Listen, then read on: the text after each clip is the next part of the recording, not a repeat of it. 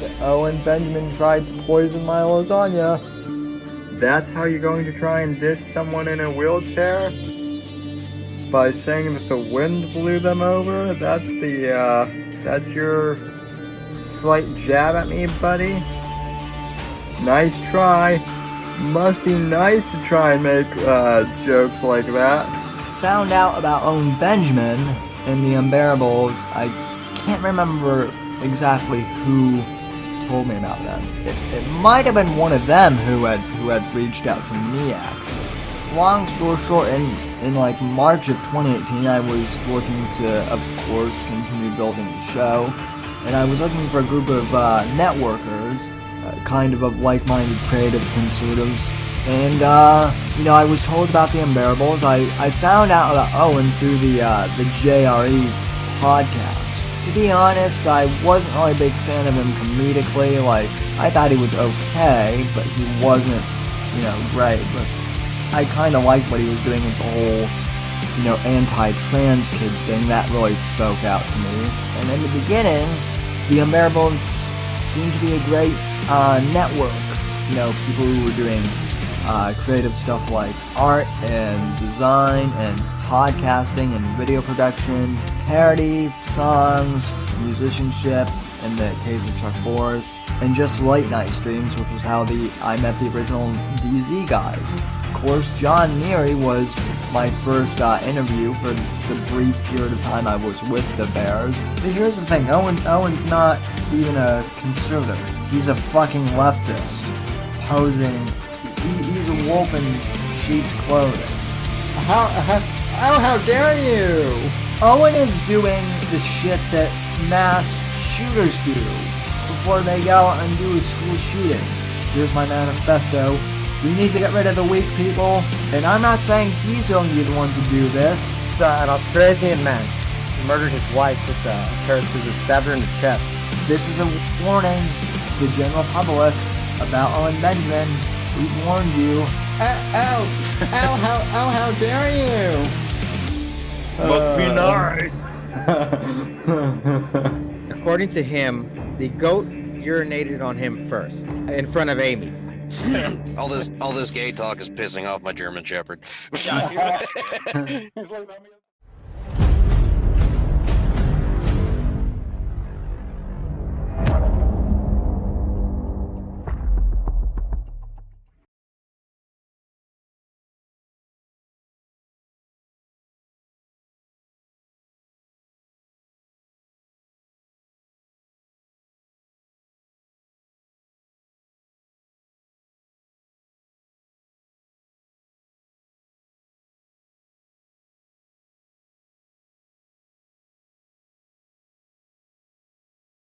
Alrighty folks, good evening and welcome to tonight's edition of the Whitfield Report.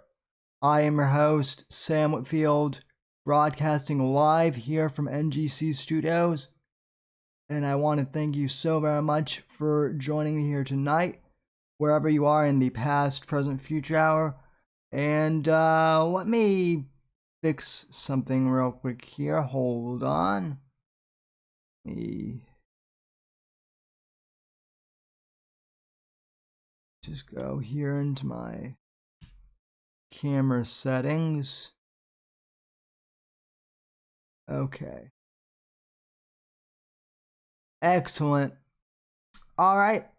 As I said, welcome to the program. I am your host, Sam Whitfield, broadcasting here live from behind the scarlet red microphone here at NGC Studios in South Florida, and I want to thank you so very much for joining me wherever you are in the past, present, future hour. Contact info as usual, ladies and gentlemen. You can follow me on Twitter and Instagram at 70bear_NDC, hashtag Whitfield Report, on Gab, Parler, and Minds at Sam Whitfield, Facebook.com/The Whitfield Report, thesamwhitfield.com. Subscribe to the podcast on Apple Podcasts, Spotify, or wherever else you get your podcasts from. And of course, streamlabs.com/The Whitfield Report. Joining me on deck here shortly will be the co-host Apex Gamma. And I'm here, motherfucker. You can hear me, right? Yes, I can. Very good. Well, I don't know if the audience can hear the same buzzing that I can, but it is significantly reduced compared to what it was 30 seconds before show start. So, hi, everybody. Hi, Sam. I hope everyone's doing well. Thank you, as always, for having me, brother. I hope you're doing well. I'm doing I'm doing well. I kind of am in a I wouldn't say period of mourning, but a period of remembrance for El Rushbo, much to Titty Salad's chagrin. The resident feminist. Wait, you're what? I'm sorry, you broke up a little bit there. I said I'm in a period of remembrance for El Rushbo. Oh, I got you. Much to the chagrin of some audience members, but we will continue to push on here regardless. Anyway, though, how have you been, my friend? Well, I have been nursing a broken rib since last Saturday, which is why you didn't hear from me at all last Saturday. Because I woke up Saturday morning with what felt like an ice pick shoved into my sternum between my lower ribs, like right in the front underneath my right tit. And I just assumed, because I'm fucking old, I'm like, I drank like 8 beers last night. Maybe I just slept funny. So I went to work and, busted my ass like usual and woke up the next day and was like, oh, fuck, I can't breathe. And this hurts. I can't even get out of bed. So I went to the emergency room and they're like, did you fall or something? Like, no. I remember the whole night. I went to sleep with a little bit of a buzz, and I woke up not able to breathe. Like, okay, well, because you fractured 2 of your ribs. Like, oh, okay. So that explains why that hurts so fucking bad. So, yeah, I don't even know what happened, but I broke 2 ribs in my sleep. Somewhat drunk, not like waste. Trust me, compared to what I can put away, 8 beers is nothing. Maybe 10. I don't remember exactly how many I drank, but I remember the whole night. So the last week has been sitting on my ass and not able to sleep because your rib cage moves when you lay around or when you sit. So, and you can't, like, unlike a broken wrist or a broken arm or elbow or knee, you can't like restrain it. There's nothing you can do. Your lungs are in there. You have to breathe. You have to, that's your core. So all you can do is just take some time off. So that's what I did. I against my better judgment, normally I would have just went and suffered. At least after a couple of days, like, I can't let my people suffer. But the fact that it broke in the middle of the night, the best I can come up with is I tossed and turned in the middle of the night and like landed on my TV remote. And because it's the 6th and 7th rib right at the front, so they're not attached to the front of the sternum. They're real thin, and it's like the thinnest parts. And it's not like I broke them real bad, but yeah. So that's been my it's been my week. Today was my first day back at work since last Saturday. So yeah.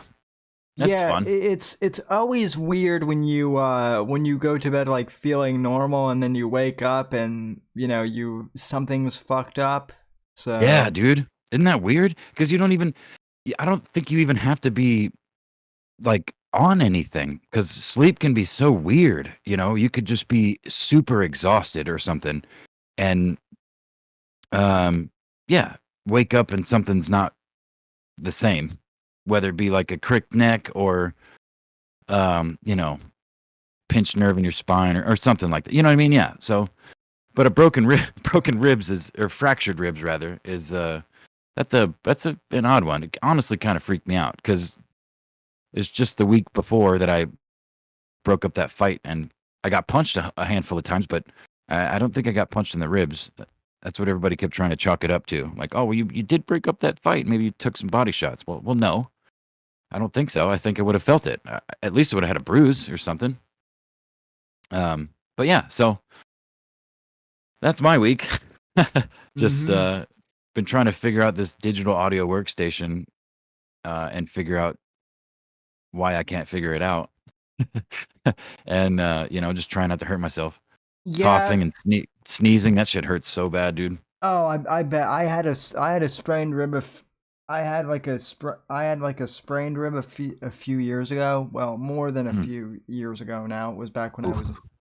when I was in high school. But yeah, I mean it even having like a sprained rib hurt like a motherfucker. Just like just like every time you chuckled, it would hurt like hell. So, Yeah, dude. It's but yeah, it's one of those things. But yeah, but it's it's not the end of the world. I'm significantly better than I was even 3 days ago. So taking time off is important, especially when it comes to an injury like that, where it's like it's in your core. You literally can't wrap it up. I mean, you can bind, which I did, wrap an ace bandage around your torso to kind of keep it, compressed, because the outward expansion is what hurts.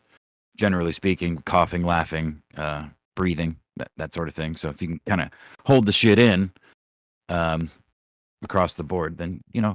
But yeah, it's just one of those things. It freaked me out. But whatever, dude. mhm. We all get older. So move on. Let's go. But before we get too much into the show, I do want to make one final note. I always forget to promote this, but if you'd like to contribute to the show monthly for some exclusive content that I'll be putting up, patreon.com/ the Whitfield Report. Shout out to Sawson and Bruce City for joining at the $5 level. So, go to patreon.com/ Whitfield Report. And I have some exclusive like tech review videos if you're into that stuff. I am also currently remastering some old ass episodes of the Whitfield Analysis, my old podcast, when I used to use like actual music back when you still could do that. Yeah. Back during the day. Good God, I used to play Pink Floyd a ton on the old show. Good stuff, man. But anyway. Well, It's been an interesting week, has it not? oh yeah. It's As every week before it seems like forever at this point. Sorry, yeah, go ahead. so where to start? Some of you guys were asking if I was going to go to CPAC, and the answer would have been, maybe if I had gotten more donations, I could have gone. But then again, for what they want for CPAC ticket prices, I could buy another computer, and I'm not exaggerating. I could buy myself another MacBook, and I could buy Apex a Mac with what they're asking for ticket prices. Yeah, no shit. That would be donate, because I need one of those. That's just kidding. Yeah, But yeah, no, for sure. And I mean, it's a fucking joke anyway, dude. It's a joke. It's it's, in my opinion, these sort of rallies, aside from like a Trump rally or a presidential rally or an actual candidate rally, someone specific, these are no different than the fucking protests. They're honeypots, man. You show up so that you can be fucking bookmarked, so that you can be further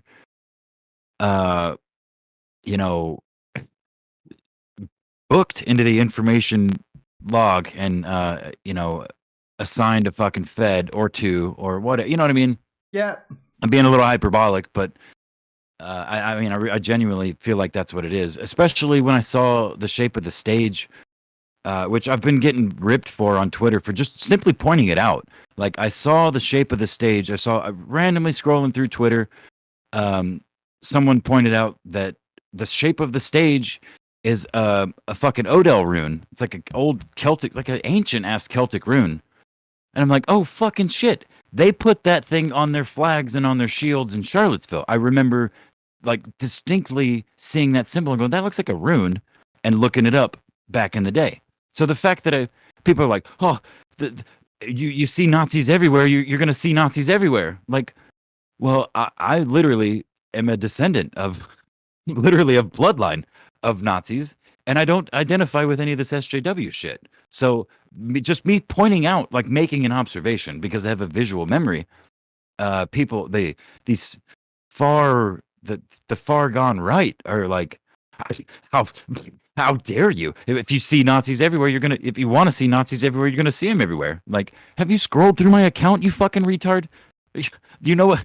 You know? So yeah, when I saw that, it's a LARP. It's it's not good for anybody involved, except for those making all the money, I suppose.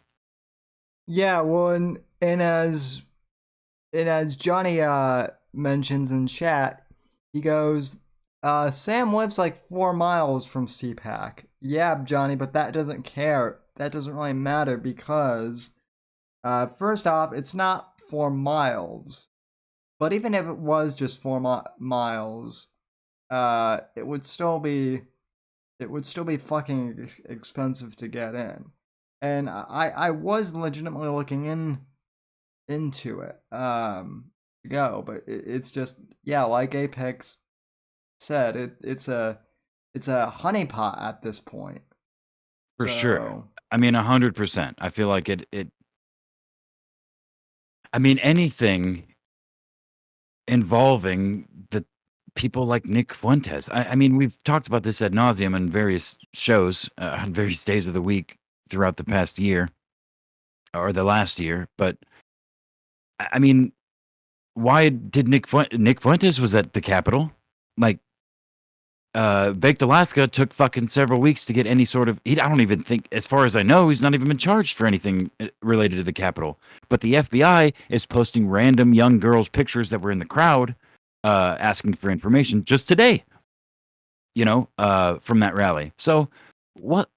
I mean, Nick Fuentes and Baked Alaska are streamers. Like, they're not hard to find. These random people that they're looking for information for aren't streamers. They might have a Facebook or a Twitter account or something.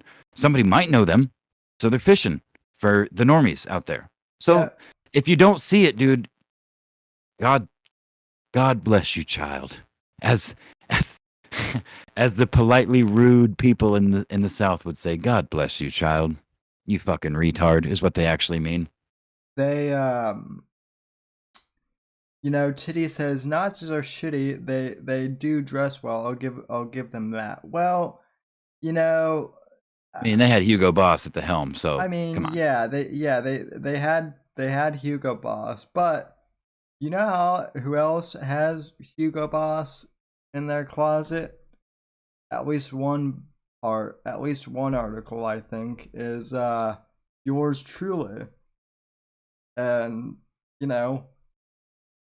despite what the anti-Rush Limbaugh crowd has been saying to me all week, I am not a Nazi. Oh yeah, you are, man. By their definition, by their yeah. ever-changing definition. I mean, I would think even by our very own beloved communist, both you and I classify in more category than one in the Nazi / bigot / reprehensible ideology.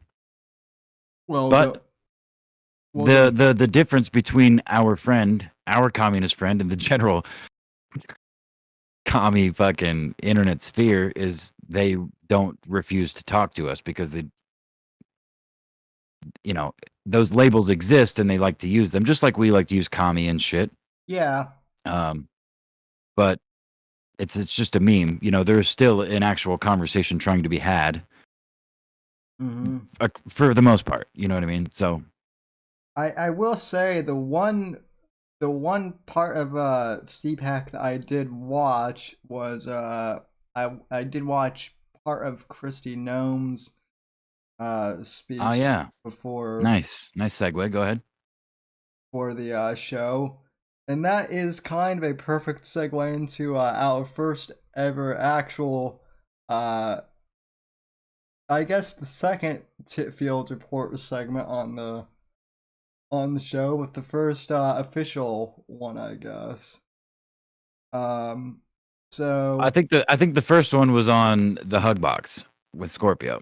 yeah, but this is the first official one on the actual Oh, Whitfield report, I guess. okay. But, So who were the competitors? Christy Nome and who? Go ahead. Sorry. well, I'm not get ahead. Not to get ahead of myself.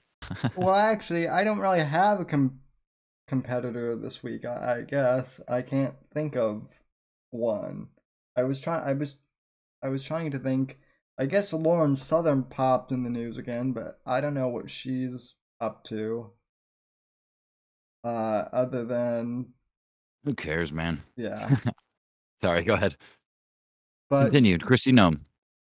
I just wanted to play this quick segment from thehill.com, and it's basically like condensing her entire 30-minute speech into 2 minutes. So we should be able to get through this. So let me cue it up here.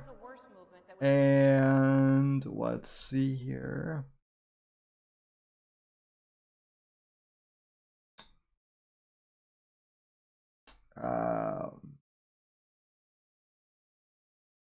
Okay, so this is just a quick compilation of Christy Nome's speech from CPAC. So clip number 1, roll the tape. Happening in 2020, and it's an ongoing problem. Across America these last several months, we watched an organized, coordinated campaign to remove and eliminate all references to our nation's founding and many other parts of our history. Rather than looking to the past to help improve our future, some are trying to wipe away the lessons of history. Lessons that we should be teaching to our children and to our grandchildren. Now, this approach focuses exclusively on our forefathers' flaws, and it fails to capitalize on the opportunity to learn from their virtues. And they had many of those. By discrediting the individuals who formed America's founding principles, they create doubt. And then they can remake America into a very different political image. Pause real quick. The one thing I've noticed with a couple of these CPAC speeches this year is the acoustics are horrible wherever they're doing this. Wherever they're doing this from. Because they're more worried about the stage shape. Well, whatever they're doing with the stage shape, it is not. I mean, and I'm an audio guy somewhat, as I know you are as a musician. But I mean, yeah, these are horrible acoustics. So. Oh yeah, no, that echo is fucking brutal. So yeah, I agree. I have to watch on the live stream, so I'm a little bit behind you. But go ahead. Put their lives and their sacred honor on the line, and they affirmed people's God-given freedoms. Still today, the Declaration of Independence is one of the most important statements of purpose ever written. And not just because it serves as the justification for our independence to the entire world, but also because it has led to our prosperity, and it's inspired many other nations and peoples to seek freedom. We the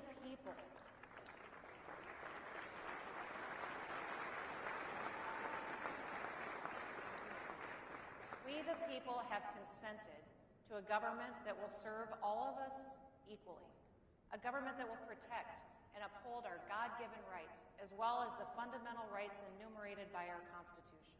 It is our duty to renew our commitment to these ideals and to pass them on to those who come after us. These ideals cannot be dismissed as the opinions of flawed men. Our founders had their flaws, certainly. But to use those flaws to condemn their ideals and the greatest Constitution that the world has ever seen is both unjust and it's self-defeating. How many of us can even live up to our own ideals? Without the words, the beliefs, and the sacrifices of those few, the world would not have a ringing example of true freedom. To attempt to cancel the founding generation is an attempt to cancel our own freedoms. Let's always remember, America is good. Freedom is better than tyranny. We are unique. We are exceptional. And no American should ever, ever apologize for that. So it was a big rah-rah thing about the founding fathers and whatnot, which, you know, as someone who loves history, I love reading about that time period. But we always hear about the founding fathers like every year at CPAC, and I don't know, it doesn't seem like there was anything new or, I guess, relevant at any of these speeches. At least not tonight that I saw. Well, Um, the only thing that anybody's going to talk about is the shape of that stage. Because you're right, nothing new was discussed. There's nothing new to talk about because they're all grifters spinning wheels. They're not doing anything, or if they're doing anything, it's very little. They're talking all the same talking points, but all that's going to matter is that stage. And I promise you, I'm going to call it right the fuck now. Uh, I don't know what the purpose is here, but that choice of stage shape there's not an accident, dude. And anybody with I mean, I identify more with the right than I do anything. I don't identify with any fucking side, but if I had to pick one, it would be the right. Generally speaking. So for me to point it out, and again, I'm getting flamed on Twitter, uh, for the most part, for just simply pointing it out, like, just because people are, the hard lefties are freaking out about the shape of the stage. Oh, you want to see Nazis everywhere, you're going to see Nazis everywhere. Well, guess what? The last time the big bad boogeyman of the left had an organization, a gathering, that they still pull up 5 years later, they fucking flew that rune that is the shape of the stage. So I'm yep. sorry, that's not a coincidence.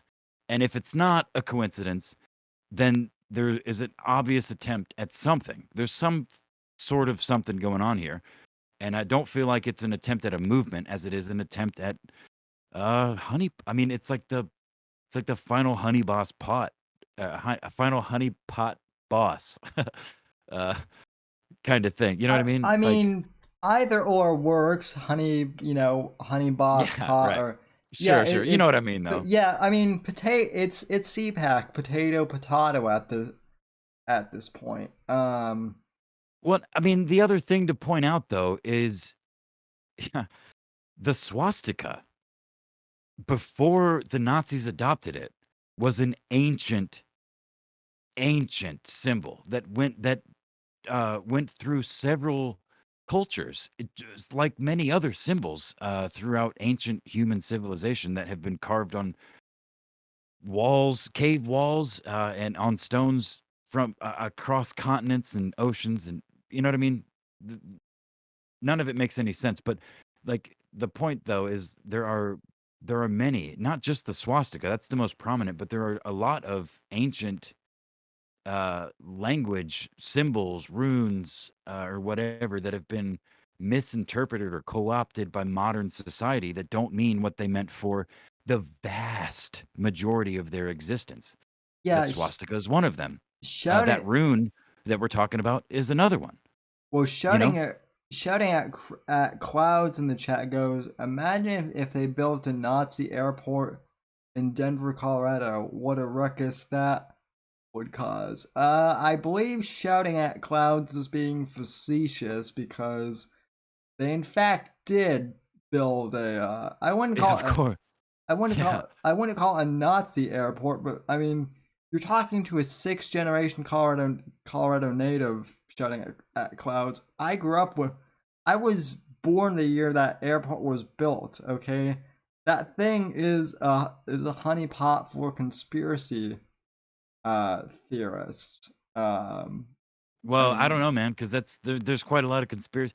I mean, if we're gonna talk about the stage at CPAC as compared to the flags and shields flown at Charlottesville, I mean, the just absurd amount of symbolism in the Denver airport cannot be ignored. A rational person cannot ignore that. I'm sorry. And you're right. It may be a honeypot. It may be one of those things like, hey, look over here, kind of thing. But There's a it's not nearly as obvious. I don't know. I don't know if they still have this, but when I was a kid, there was like a creepy ass mural in Concourse D, I think it was, of this it was of a whole bunch of like kids, and then there was like some Nazi looking weirdo with like a gas mask and a bayonet, and it was, let me try and pull it up. I mean, there are a bunch of creepy ass murals in that airport that I've seen multiple times in person.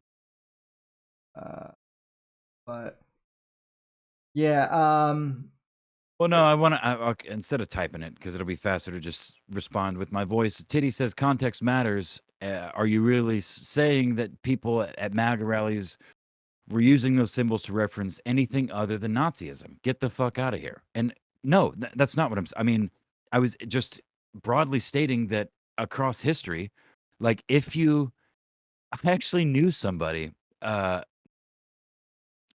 native descent that had a tattoo of a traditional, what you would call swastika, had pointed tips to it, but it was on his fucking palm, and he was a brown dude, and he was one of the first. I mean, I was probably 16 or 17. He was significantly older than me, but he kind of red pilled me on the whole thing. He's like, "No, fuck you, dude. It's not a." I mean, like anybody else, he put it on his hand because he wanted people to go, "What is that? A fucking swastika, dude?"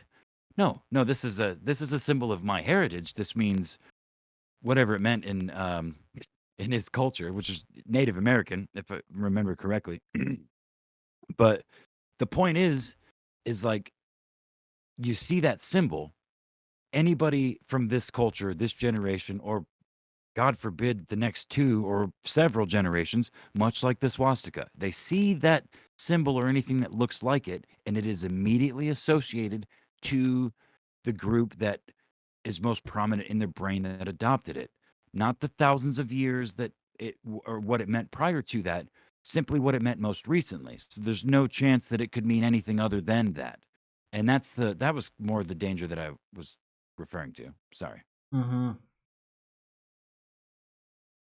And Sorry. and here's the creepy ass mural that I would always that I would always have to pass growing up throughout the DI airport. And I guess they painted over it, but like here's the original one. So for the people listening on the audio podcast, there's essentially like a green like phantom ghost guy that's like wearing a Nazi uniform, and then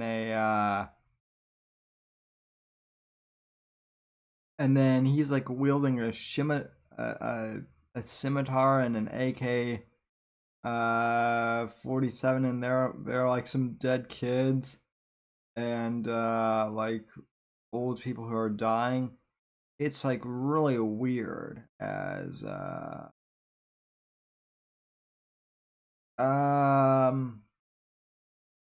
and then recently they I guess they painted over that. So I haven't lived in Denver in 8 years, and I guess they finally painted over that mural with or I guess added on to that mural, one of the two, with like a rainbow and something with like multiculturalism, and the Nazi guy is dead now or something. So it doesn't make it any less creepy, I guess, but it's just, well, yeah. And you know what, that mural in and of itself, which I've seen and the ones above it. I've seen hundreds of times over the past several years, scrolling through YouTube and conspiracy shit. And I mean, what really stands out to me is just the conglomeration of them in one building, on top of the variety of secrecy, which secrecy in a construction project like that is not unheard of. I mean, you know what I mean? Like blocking off places that the public doesn't know what's going on. What the like? That's not that unusual, but just the amount of it that's been reported and recorded, on top of just the weird art. I mean, art is a symbol, dude. Like, one piece or two pieces is fine, but I don't know. That's the other thing, though, is I don't know what the rest of the artwork or the decor in that airport looks like. Am I just looking at 5 or 6 pieces out of 1,000 pieces of art that are strewn throughout this airport, and is it just being selectively edited for my consumption and everyone else's that enjoys conspiracies? You've been there. I mean, I've been there, but it's been years. I remember Hmm. they had one when I was like a really young kid of John Elway and the Denver Broncos. They had like a mural of that from like the Super Bowl, but that was like way back when. Um, and of course, that's more of like a sports mural. But then they also have that creepy ass horse out in the front that I shit you not killed the sculptor Oh that yeah, yeah, the creator. Yeah, literally crushed him to death before it was done. Yeah. and uh and I kid you not that horse has fucking looked at me, dude, like as I've like driven towards. I mean, like my mom even she always used to get the creeps when she would drop me off at the terminal when I would fly to Michigan or whatever during. Bro, I mean, biblically speaking, there were the 4 horsemen. Yeah. And I mean, let's put a giant fucking horse with red eyes. Um, commission that as an art piece. Well, I can't. Well, listen, I can't personally imagine a scenario in which I would want to do that as the owner or operator of an airport. But let's just say artistically you do. Then the creator, a famous sculptor, gets fucking crushed to death by this sculpture that I believe was named something very satanic. I can't remember off the top of my head. Maybe you do, or well, maybe you can look that up. But it was like Lucifer or some shit. well. We were all told as Denverites,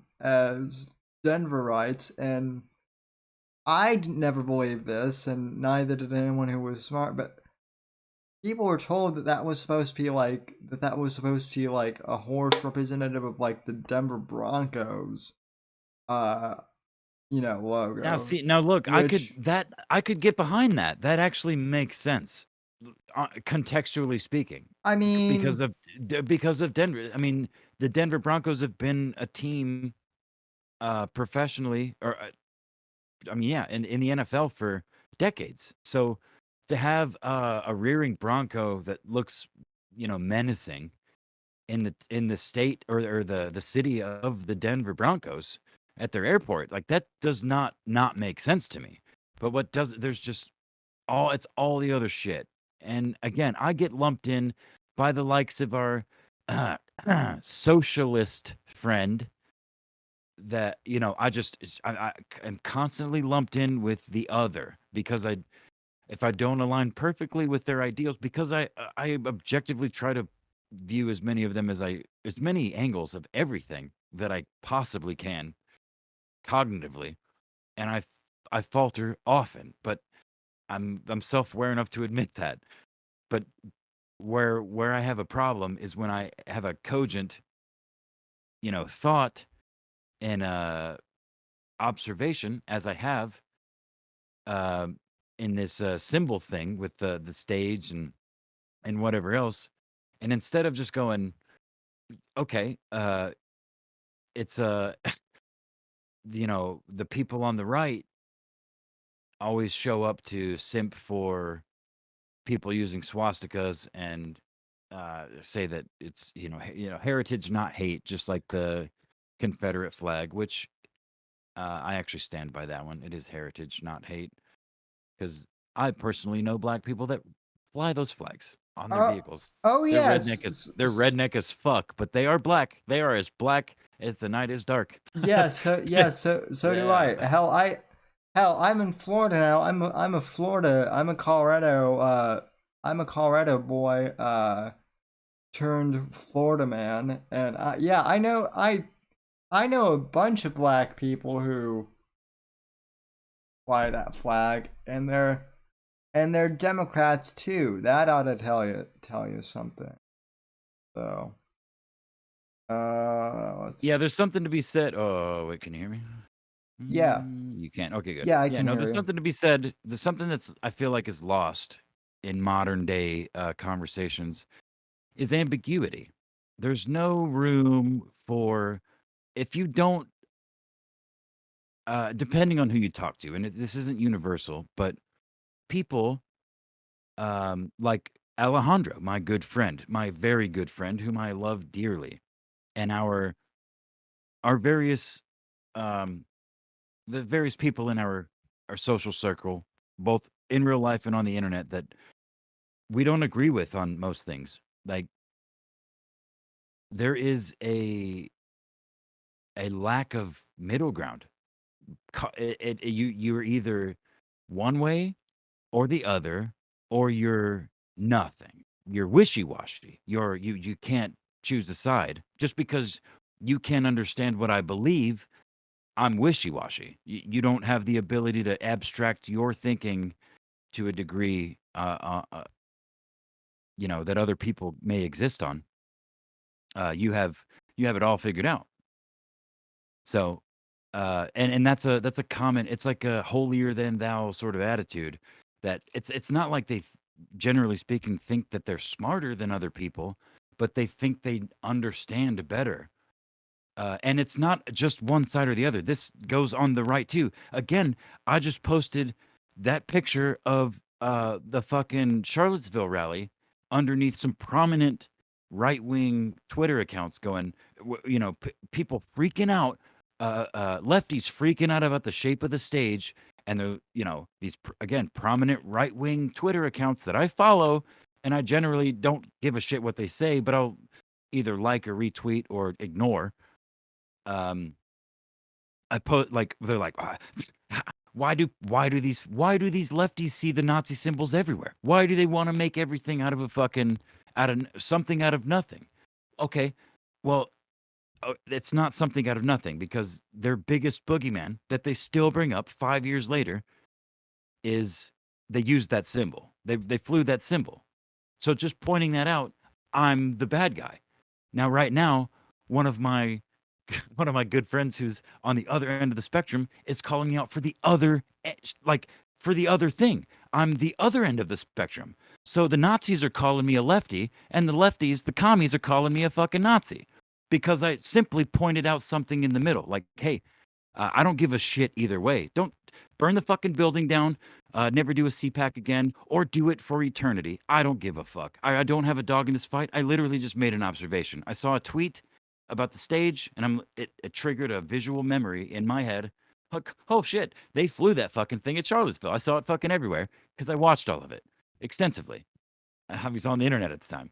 You know what I mean? So, I Yeah. mean, this whole pick a side bullshit, you can go fucking dig a hole and bury yourself in it Well, for all I give a fuck. the whole pick a side thing isn't. I mean, and I don't want to bring this fucker up. I was planning on saving it for the Gamma Hug box, which will be returning next week, probably not this week, but the following week. And I didn't want to bring up this mental image up, but Vox Day, apparently does not think that Rush Limbaugh is a conservative. He thinks that Rush was a fake conservative, and you know, I guess too progressive form, I guess. So I mean that's my other point too, is you can't lump, you know, all of the right in with these nut jobs like Vox and whatnot, because you know these assholes like to, you know, like to go after actual fucking conservatives too, like myself. So you know, and like APAC. Um, I don't know, dude. It just annoys me when they try to lump us all in, because we can't. You know, there's no nuance anymore in the media. No, no. There, and that's part of the problem, dude. I would argue it's one of the main problems, and it's not. I don't think it's anybody specifically's fault. It's just like the nature of the beast, man. Like there's been a wedge being driven in society for, I mean, since before I was born. Oh yeah, me Um, too. since I Obviously. would argue since before my parents were born, there's been a methodical attempt, you know, and it's pretty well documented. No, Anybody that no, it's no, pretty no, well no. documented. Go No, ahead, no, sorry. no, no, no. Titty salad. No. Hell nah. When our Lord and Savior AOC is president of the universe, nah. Titty salad, I love you. But nah, I am the Lord and Savior. If AOC is Bro, hold on. Time the fuck out. Because if AOC sat there with a golden headdress on a throne with no top and those perky 20-something-year-old titties, maybe, I don't know how old she's, 30, early 30s titties, big old titties, and addressed you in a nah, calm manner, you would do whatever she said. no. Communism is Bullshit. Bullshit. communism is, Maybe not on a screen. She would come to, or you would be escorted to her. oh well, I know she would come for me. That's not a question. But no, communism is a definite turn off. So now Christy Num, that's another story entirely. So uh Anyway, yeah, Christy Gnome, huh? yeah, I'm well, I mean, okay, well, I mean, titty salad is more attractive than AOC. So and she's not even famous. So Now, I'm not gonna lie to you. Titty Salad would implement a policy of nut crushing with heels via trans human beings for all white men, just as a form of reparations. So just take AOC. Titty's prettier, I promise, but AOC at least has some decorum a little bit. I love oh. you, Titty. Move on. Come on. Let's not stop talking to the chat. What else are we talking about? Actually, introduce it. I'll be right back. So yeah, I wasn't even expecting to talk at airport conspiracies, and yet here we are.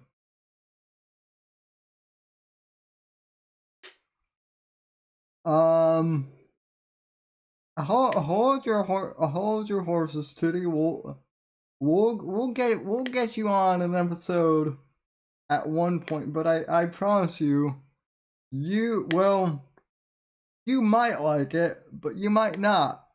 I don't know. I can't guarantee that you like being a guest on my show. Uh, you should watch The Interest of Stuff first before you determine if you want to come on my show. But Anyway, yeah, next topic is actually something that let's see here. Next topic. So right before the show, someone sent me a so next thing. Apparently we're going to war with Saudi Arabia now.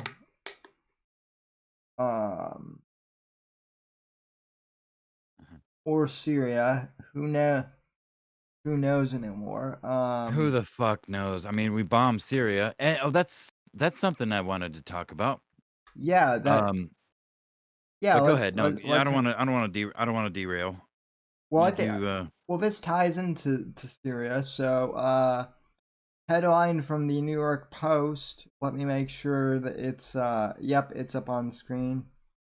Headline from the New York Post here.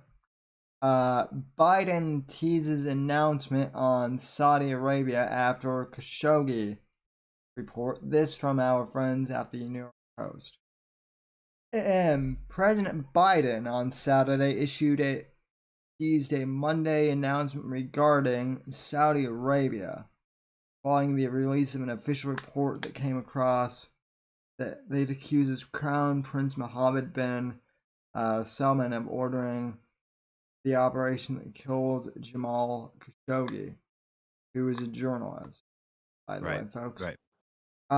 Plugs Biden told reporters on the White House lawn there will be an announcement on Monday as what we are generally going to be doing with Saudi Arabia. And I have no idea what I'm talking about because I have dementia. And no,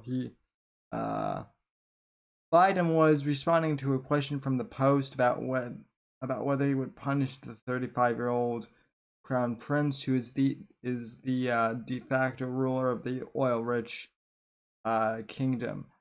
Well, I already have the answer on that, folks, and the answer is, if 40 plus years of policy has taught us anything, it's that regardless of who's commander-in-chief, America's never gonna touch the Saudis. People or the Israelis. Well, I mean that's well. Our greatest ally. Go ahead, sorry. Well, that's what I was gonna say. That's what I was gonna say, though, Apex. All of these people, like Nick Fuentes, always want to talk about. Oh, Israel. Why won't the U.S. Why won't the U.S. cut off our allyship with Israel? And my whole thing is, okay, I'm fine with that, but fucking do Saudi Arabia too, motherfucker. It's like, it's like they're both bad. So, in my book, so I wanna dictate something to you. This is from one of my Israeli friends, who admittedly is a prominent shit poster, but he actually lives in Israel, and he's just a shit poster. But here, I'm gonna just quote for the record, Trump bombed Syria once, well into his presidency, because he was led to believe Assad was gassing children, and then withstood great pressure from both parties trying to get him to start a war. Biden, by contrast, invaded and bombed Syria in his first month as president, with his only consistent Middle East policy being do the opposite of what Trump did out of spite, even if it's self-contradictory and actively harmful. Bombing Syria would at least be understandable if there was some logic to it, but while he's attacking Iran and Syria, he's easing off of them in Yemen and Afghanistan, banning fracking and pipelines in the U.S., thereby increasing U.S. dependence on foreign oil. picking fights with Iran's regional adversaries, thereby risking Iran eventually blocking access to alternative sources of oil and re-entering the nuclear deal that Iran openly violates, making sure that were that to happen, they'll have America's nuts in a vice. Trump doesn't seem to be any there doesn't seem to be any plan besides copy Trump's policy, but on opposite day for no reason. So I thought that was pretty. I didn't really dictate that very well, but you get the point. I thought that was pretty prescient because he doesn't often tweet about politics, but when he does, it's pretty on point. The last time he's tweeted anything about Trump, it was something to do with Middle East policy.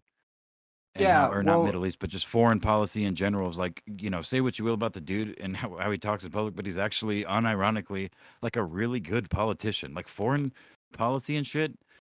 He was able to get deals and talks with people that, I mean, the North Korea shit was trumped up. Not no pun intended. But I mean, when was the last time an American president has spoken in public to a North Korean fucking dictator, or for that matter, stepped on their land? So whatever that means, I don't know what the fuck that means. I'm an idiot. I just know that it's well, yeah. how about the fact that within my lifetime, at least, no new wars were started, under Trump. He's the only president I can say that on, because, like, even back in the 90s when I was born, Bill Clinton was, starting shit in Kosovo and, places like that. So, Trump is like the first president where I don't think we had like any major conflicts or anything No, like. no. It's actually a fact. He's the first president in like 45 years or something.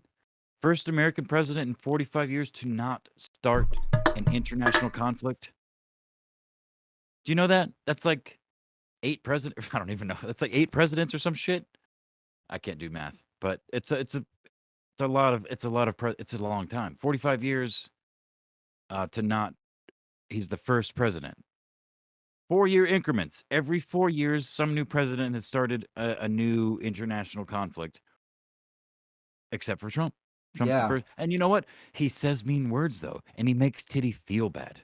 He makes other communists feel bad who want to feel too much for other people. I guess. I don't know. I don't know what they think or feel.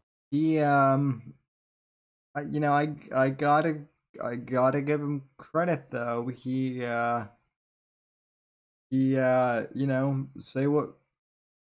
Say what you will about Trump, he didn't start any wars, and he actually had like a ton of women in his administration too. So yeah. Yeah, well, and I mean, the argument is that I'm seeing is, well, it was a bargaining chip, and Trump just wanted to legitimize North Korea, which is all they wanted. Uh, how? But anyway, Will says it'll always be Trump to me and Owen. Well, I mean, no, it's Owen. only no. Owens bounced back and forth fucking 3 or 4 times, dude. Oh, He was a Trumper, anti-Trumper, and then Vox talked him into being pro-Trumper. He's listen, say what you will about that fucking piece of shit faggot retard, Owen Benjamin, but he knows what he's doing in this internet grift. He's got the right level of autism. he he will literally take the side of whatever Daddy Vox tells him to. That motherfucker tried to get my attention this week, but he failed miserably. Let's see.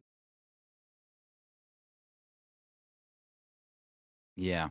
But anyway, let's go on to your one of your articles, because and this might have tied into what we were talking about at the beginning of the show. I'm not sure, but It does. It's actually, and you know what?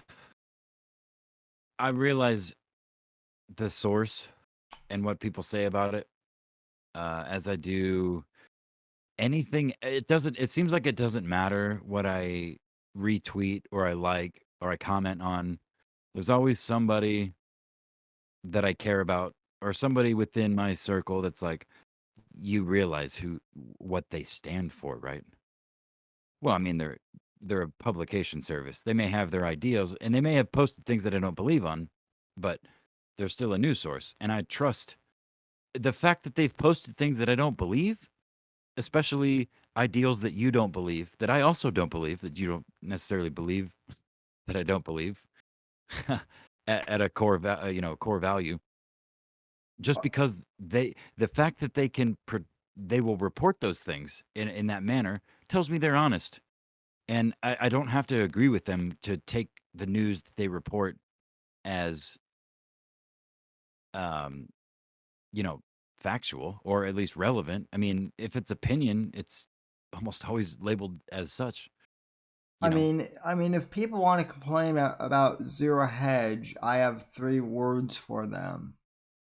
New York Times.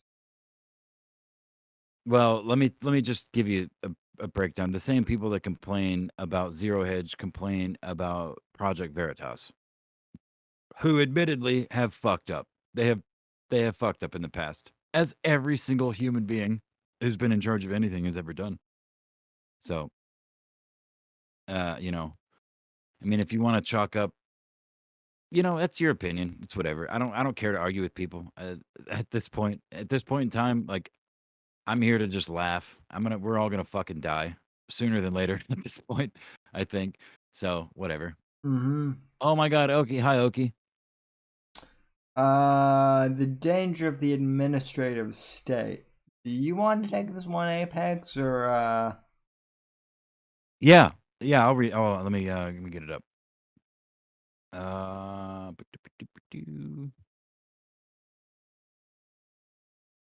Hmm.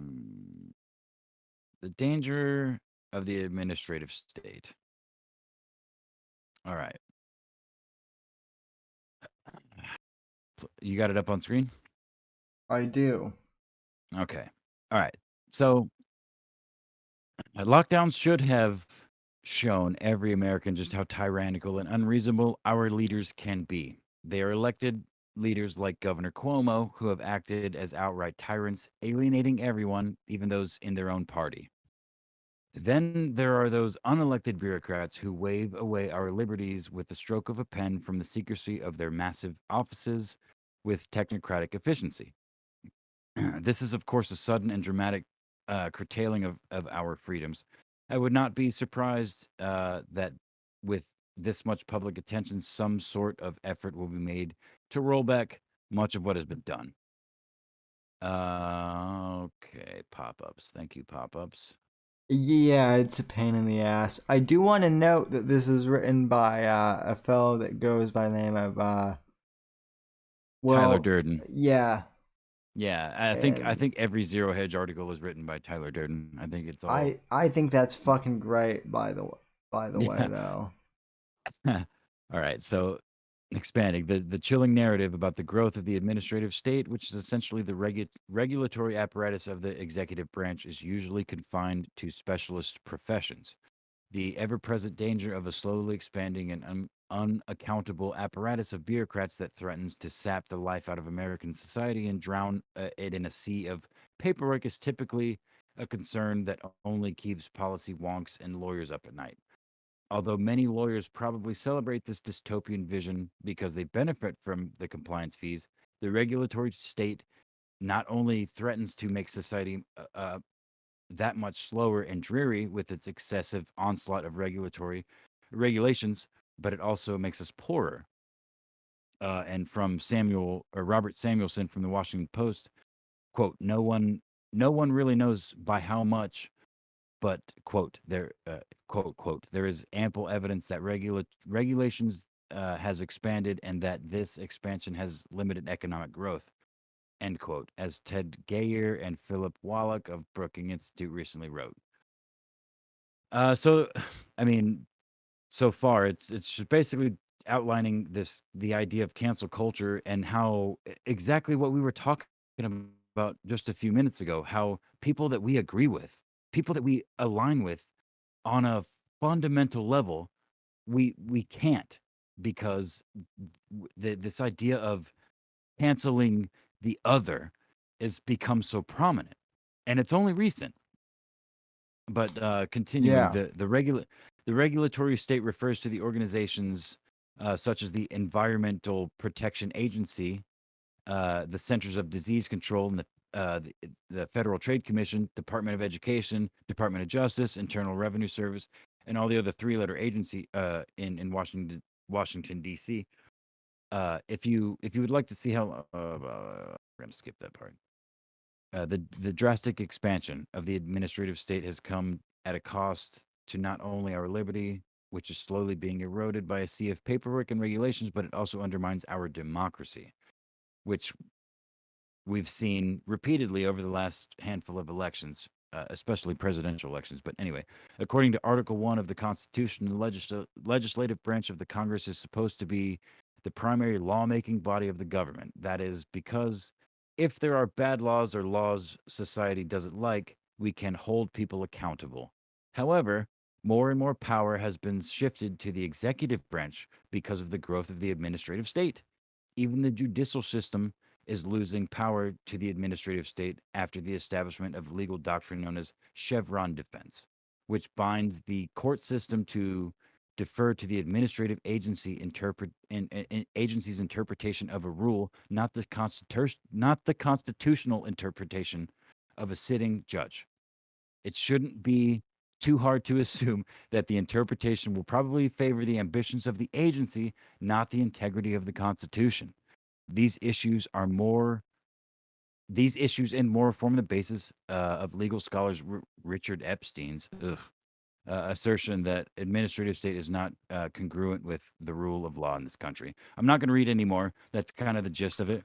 It's very Yeah. long.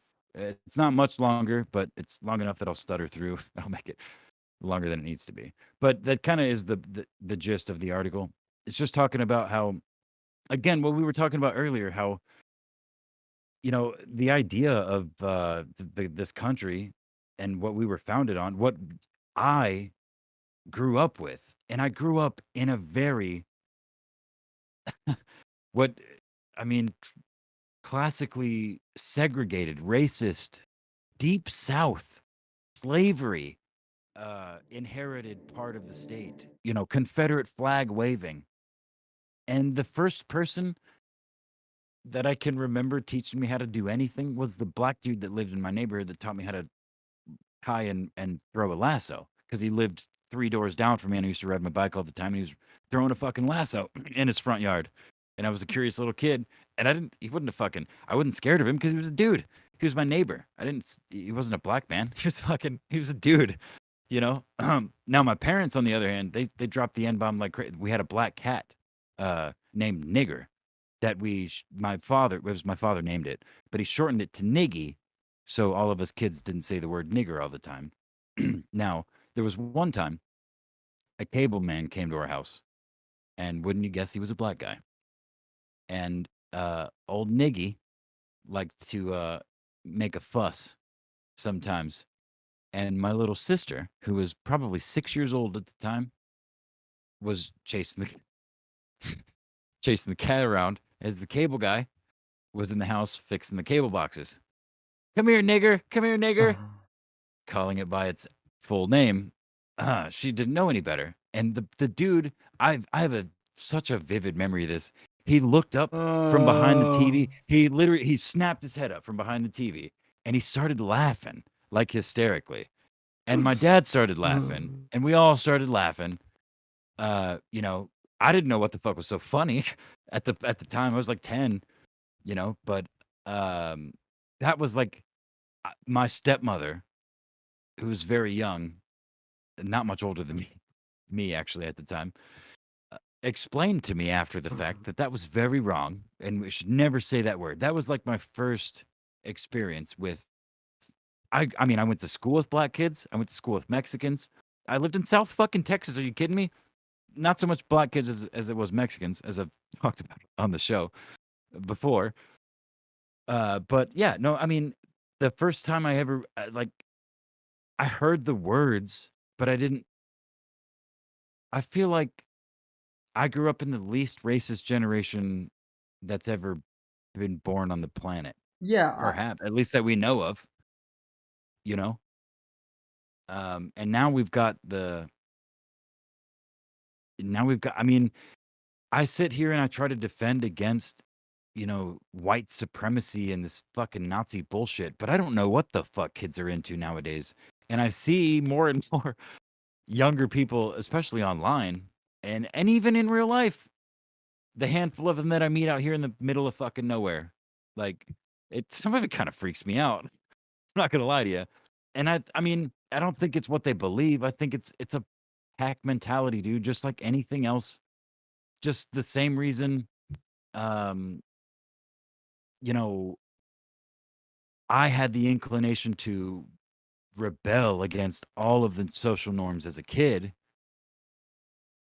I mean, all of them. Like anything that was normal, I didn't want to do that. Just because I didn't want to do what you were fucking doing. Fuck you. I want to be different. Um I feel like it's that where we are now, it's just that expanded with the with the like a what do you call it? Uh like a governmental wedge, and I don't know. There's some sort of this isn't on purpose, or this isn't not on purpose. We aren't all at each other's throats by accident. I don't think. oh And no, you old it's definitely by old you it's by yeah, design.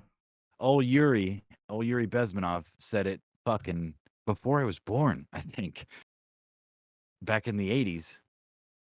And it's right on point, man. And you can't really nail it down to one thing, one person or one thing or the other, but if you look at the 30,000-foot view of the plan that's outlaid by Yuri and not just him but other people, but Yuri does a pretty good job of it.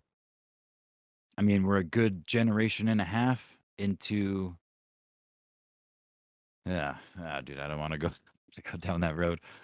But yeah, man, Yeah, I don't know. no, I just go yeah, ahead. I'm no. sorry. For that type of stuff, we need to invite our old friend Semper Ham Wallet Reloaded onto the program to talk that stuff because he studies that stuff. But yeah, no, we're it's crazy, um, because I mean the the the opposing sides, with the exception of this chat, really doesn't want to have a conversation with each.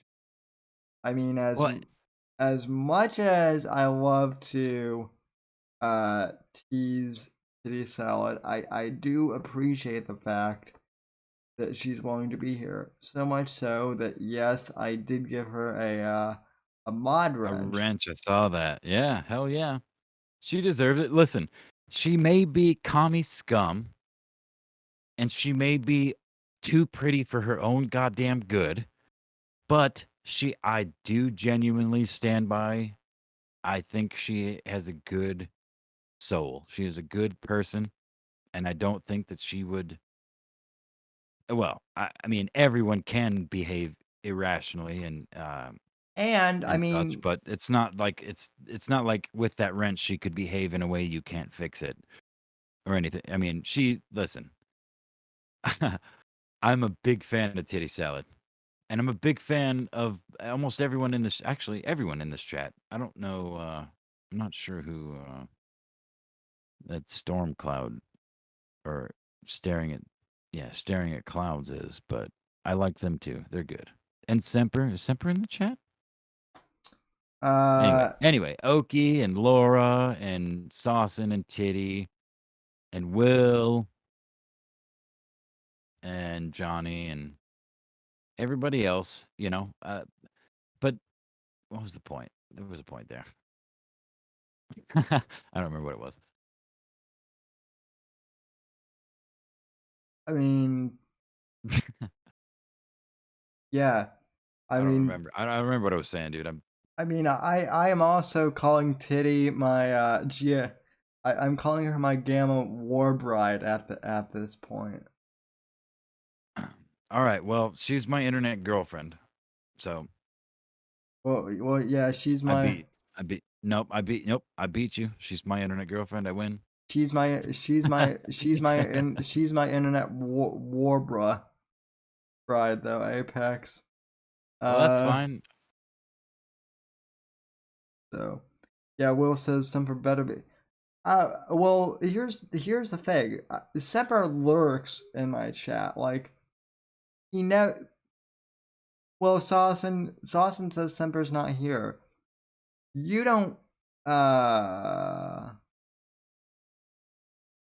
You don't know that, Saucin.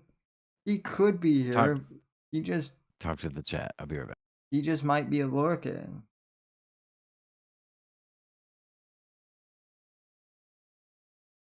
And then Will, I've got nothing but love for the Whitfield chat. Well, we love you. We love you too. We love you too, Will. We really do. And this might be a good chance for me again to remind you, if you'd like to donate, text to speech, streamlabs.com/Whitfield report. That is pinned to the chat if you'd like to donate.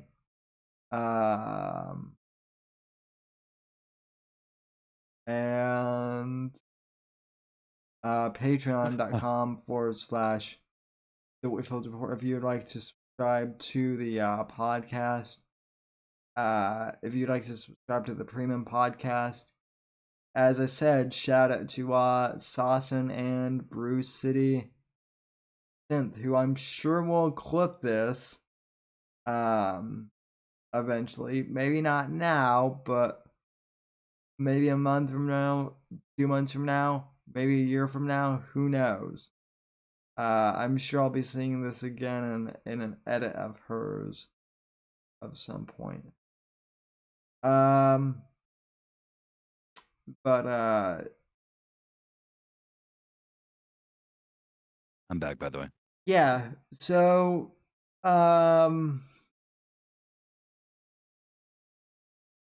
Apex, did we talk at the cancel? Did we talk at the cancel culture stuff from a few weeks ago? I think we did. But oh, did you hear they want to make Superman black now? That's they want to make everything black. I saw an article earlier about a Dutch translator that rejected a job on translating an American poem into Dutch because it was a black woman's poem and the translator was white, and she rejected the job because she's white.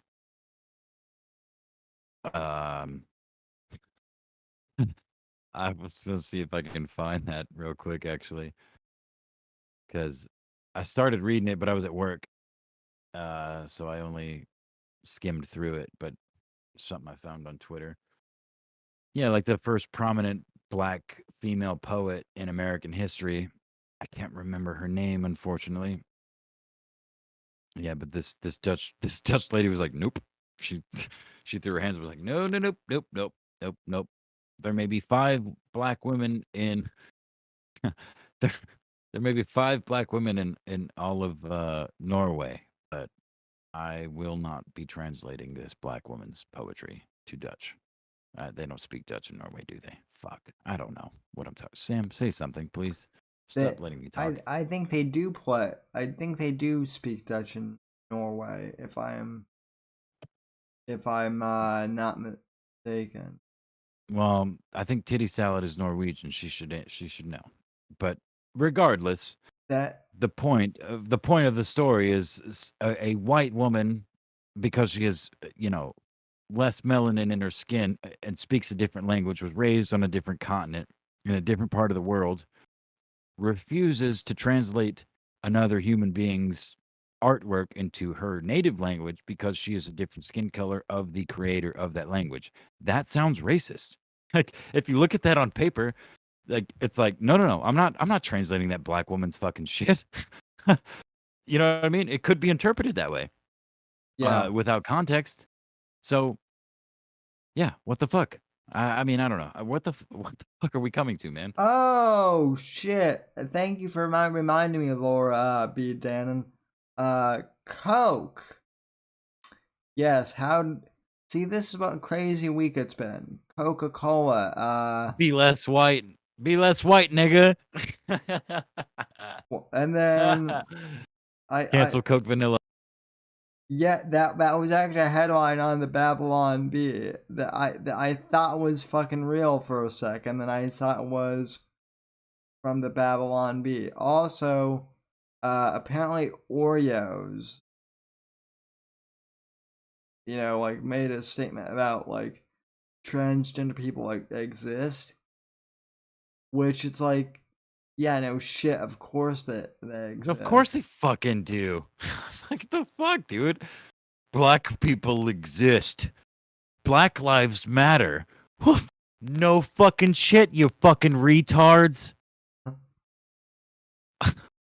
all all people exist. We're all fucking here. All lives matter, you fucking retards.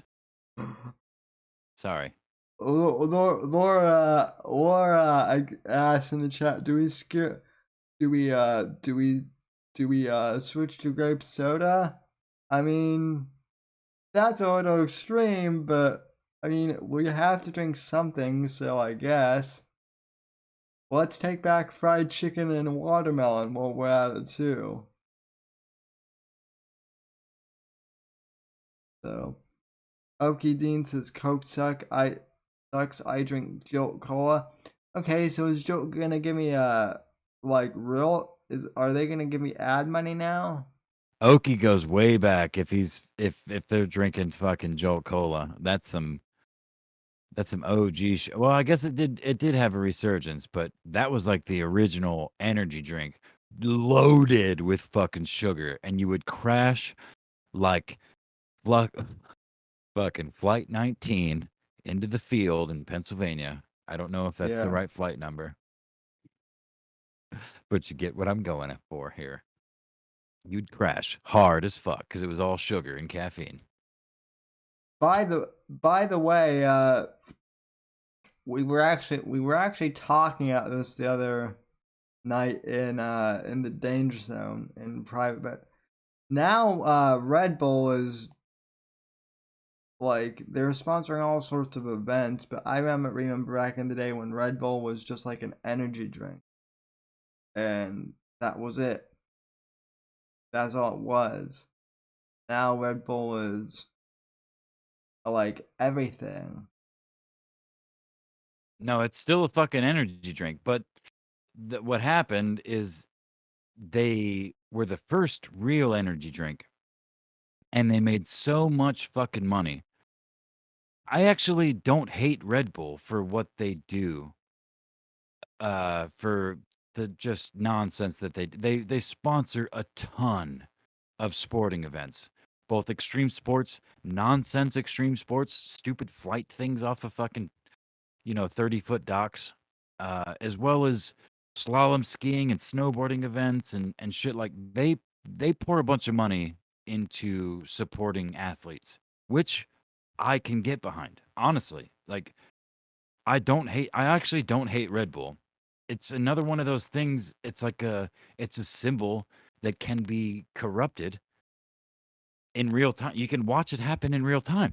Like, Red Bull actually means a lot to a lot of people that have spent their life doing something creative with their body, physically. be it skateboards, snowboards, skis, or fucking The Art of Flight. There's a movie called The Art of Flight. If you've never seen it, Sam, if your audience have never seen it, and if you have, I think it's on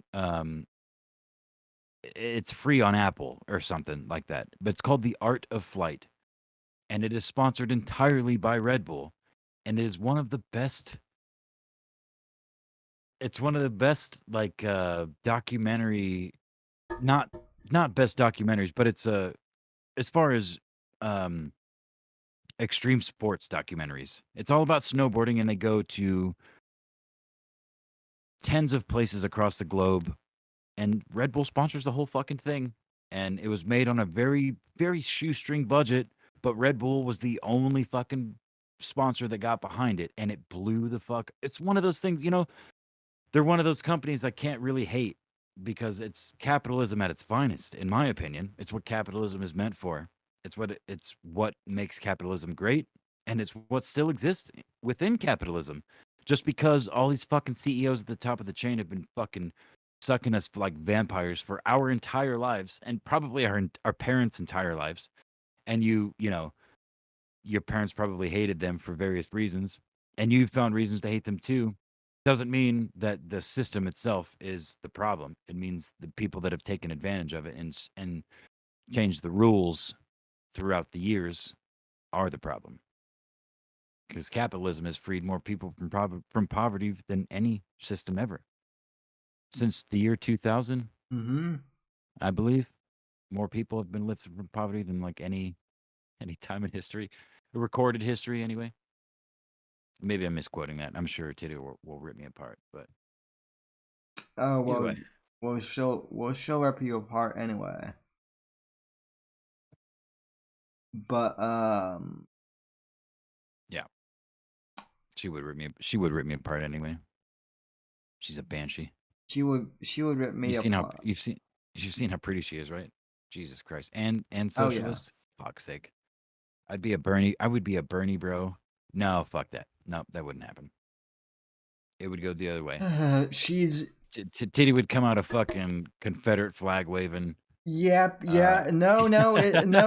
It's she listen, she tunes into this program. The transformation has begun. Whether she realizes Oh whether no, she realizes. She knows what she wants. whether she realizes it or not. My other favorite feminist is now a conservative. It's also banned off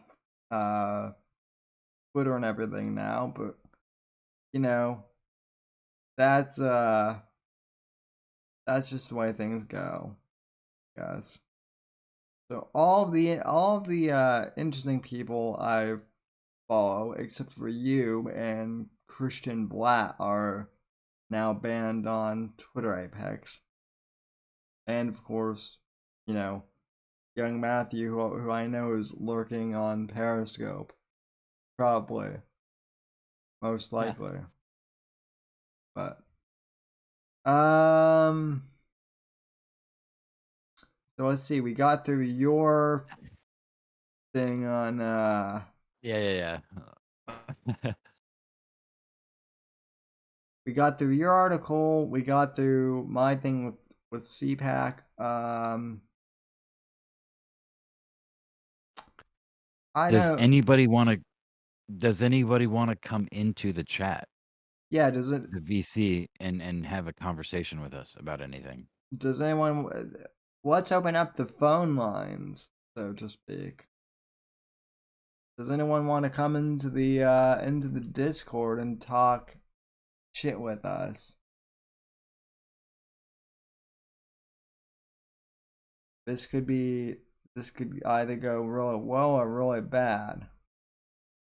No, it'll go bad, or it'll go fun.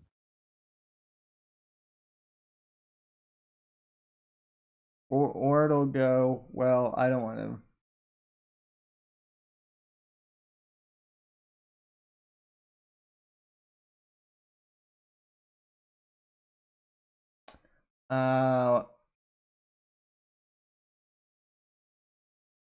All right.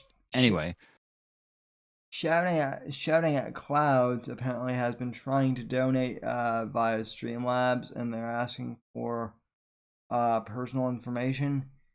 Usually, people donate to Streamlabs via PayPal, but Sammy, I'm going to share your Discord in the chat. oh yeah, feel free to.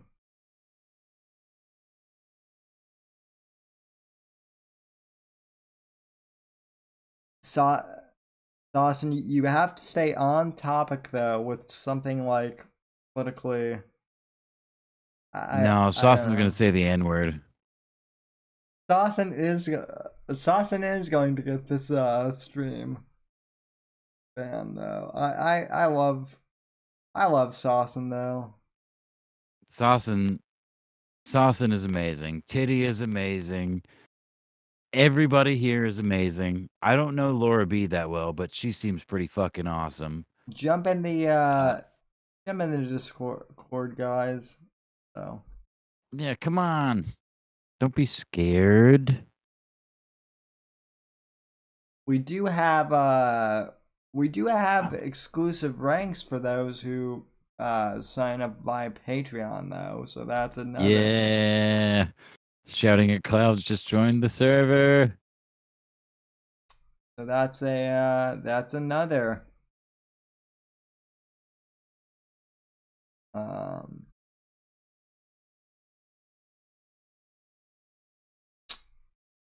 So we're on the on air thing, and we can have up to 10 callers on here.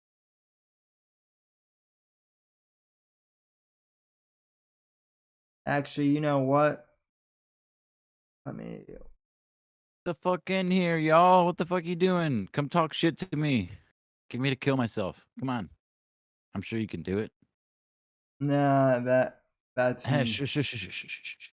It's okay, Sam. Just come on in. You can do it.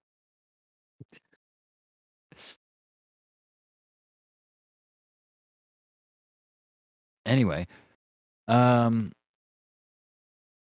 you familiar with that? Have you seen any of that newest Netflix show, that single mother, dark-skinned daughter on Netflix? I can't remember what the fuck it's called. It's like Millie and Molly or some shit. Oh. Fuck, I can't remember what it's called.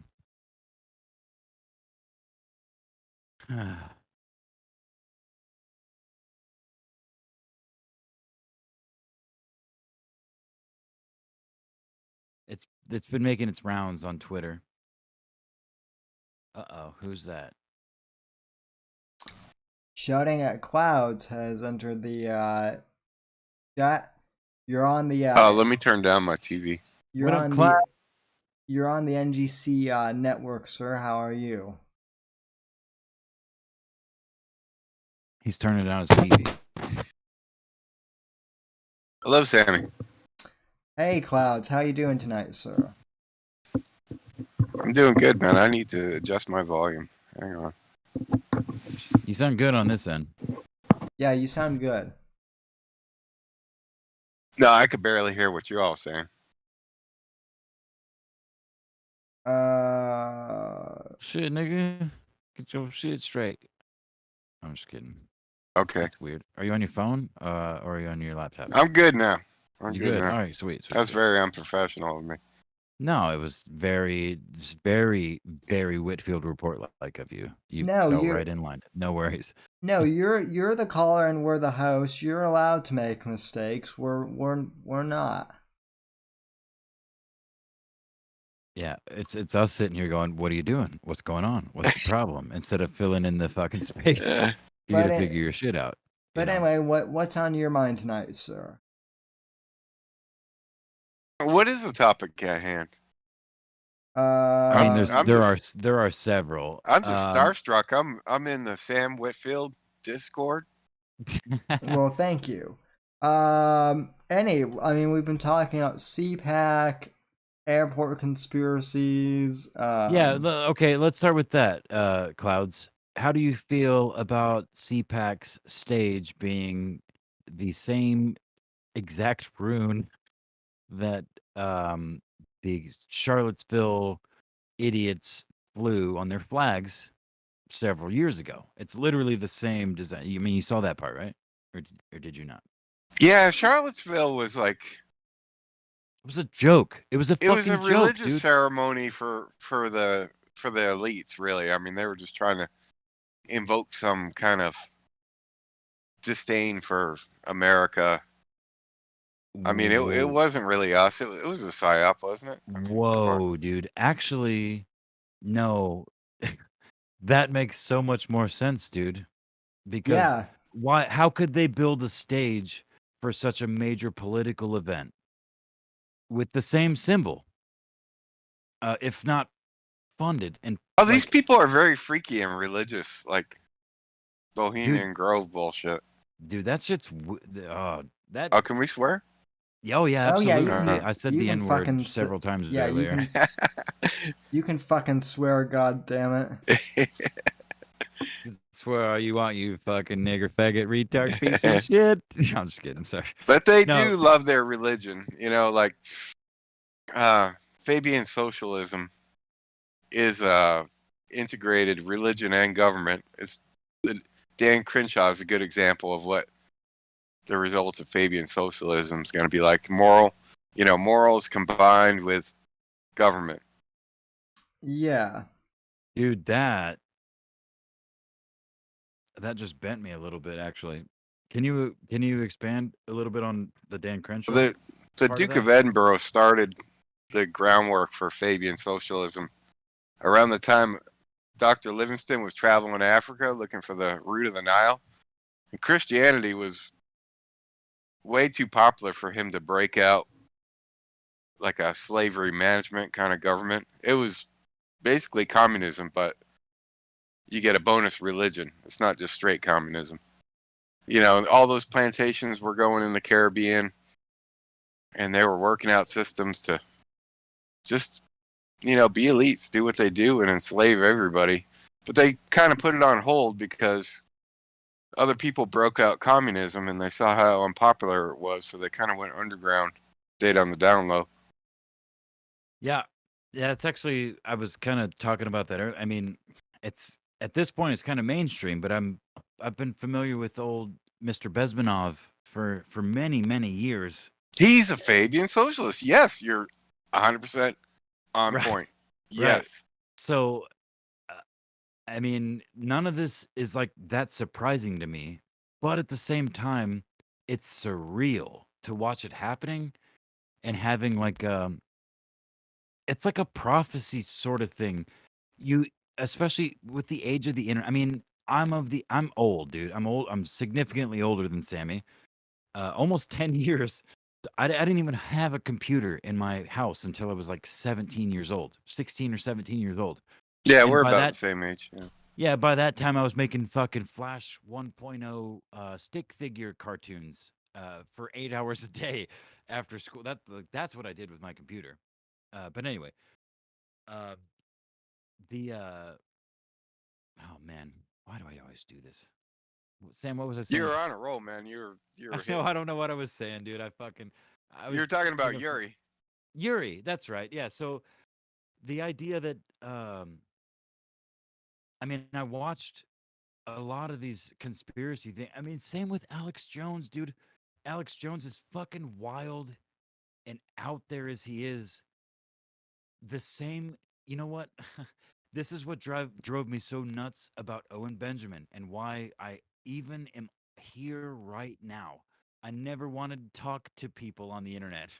I wanted to engage with it, watch funny shit and stuff, but Owen took what people that I considered at the time anyway, people like Alex Jones and uh I can't really think of anybody else off the top of my head, but just various other conspiracy type shit that was out there and wild that I watched 8 years ago, and then you watch it happen, and then you can call it back And it's what I did with the symbol on the stage at CPAC. I literally saw it. I was just scrolling through fucking Twitter like I always do, like a mindless goddamn drone.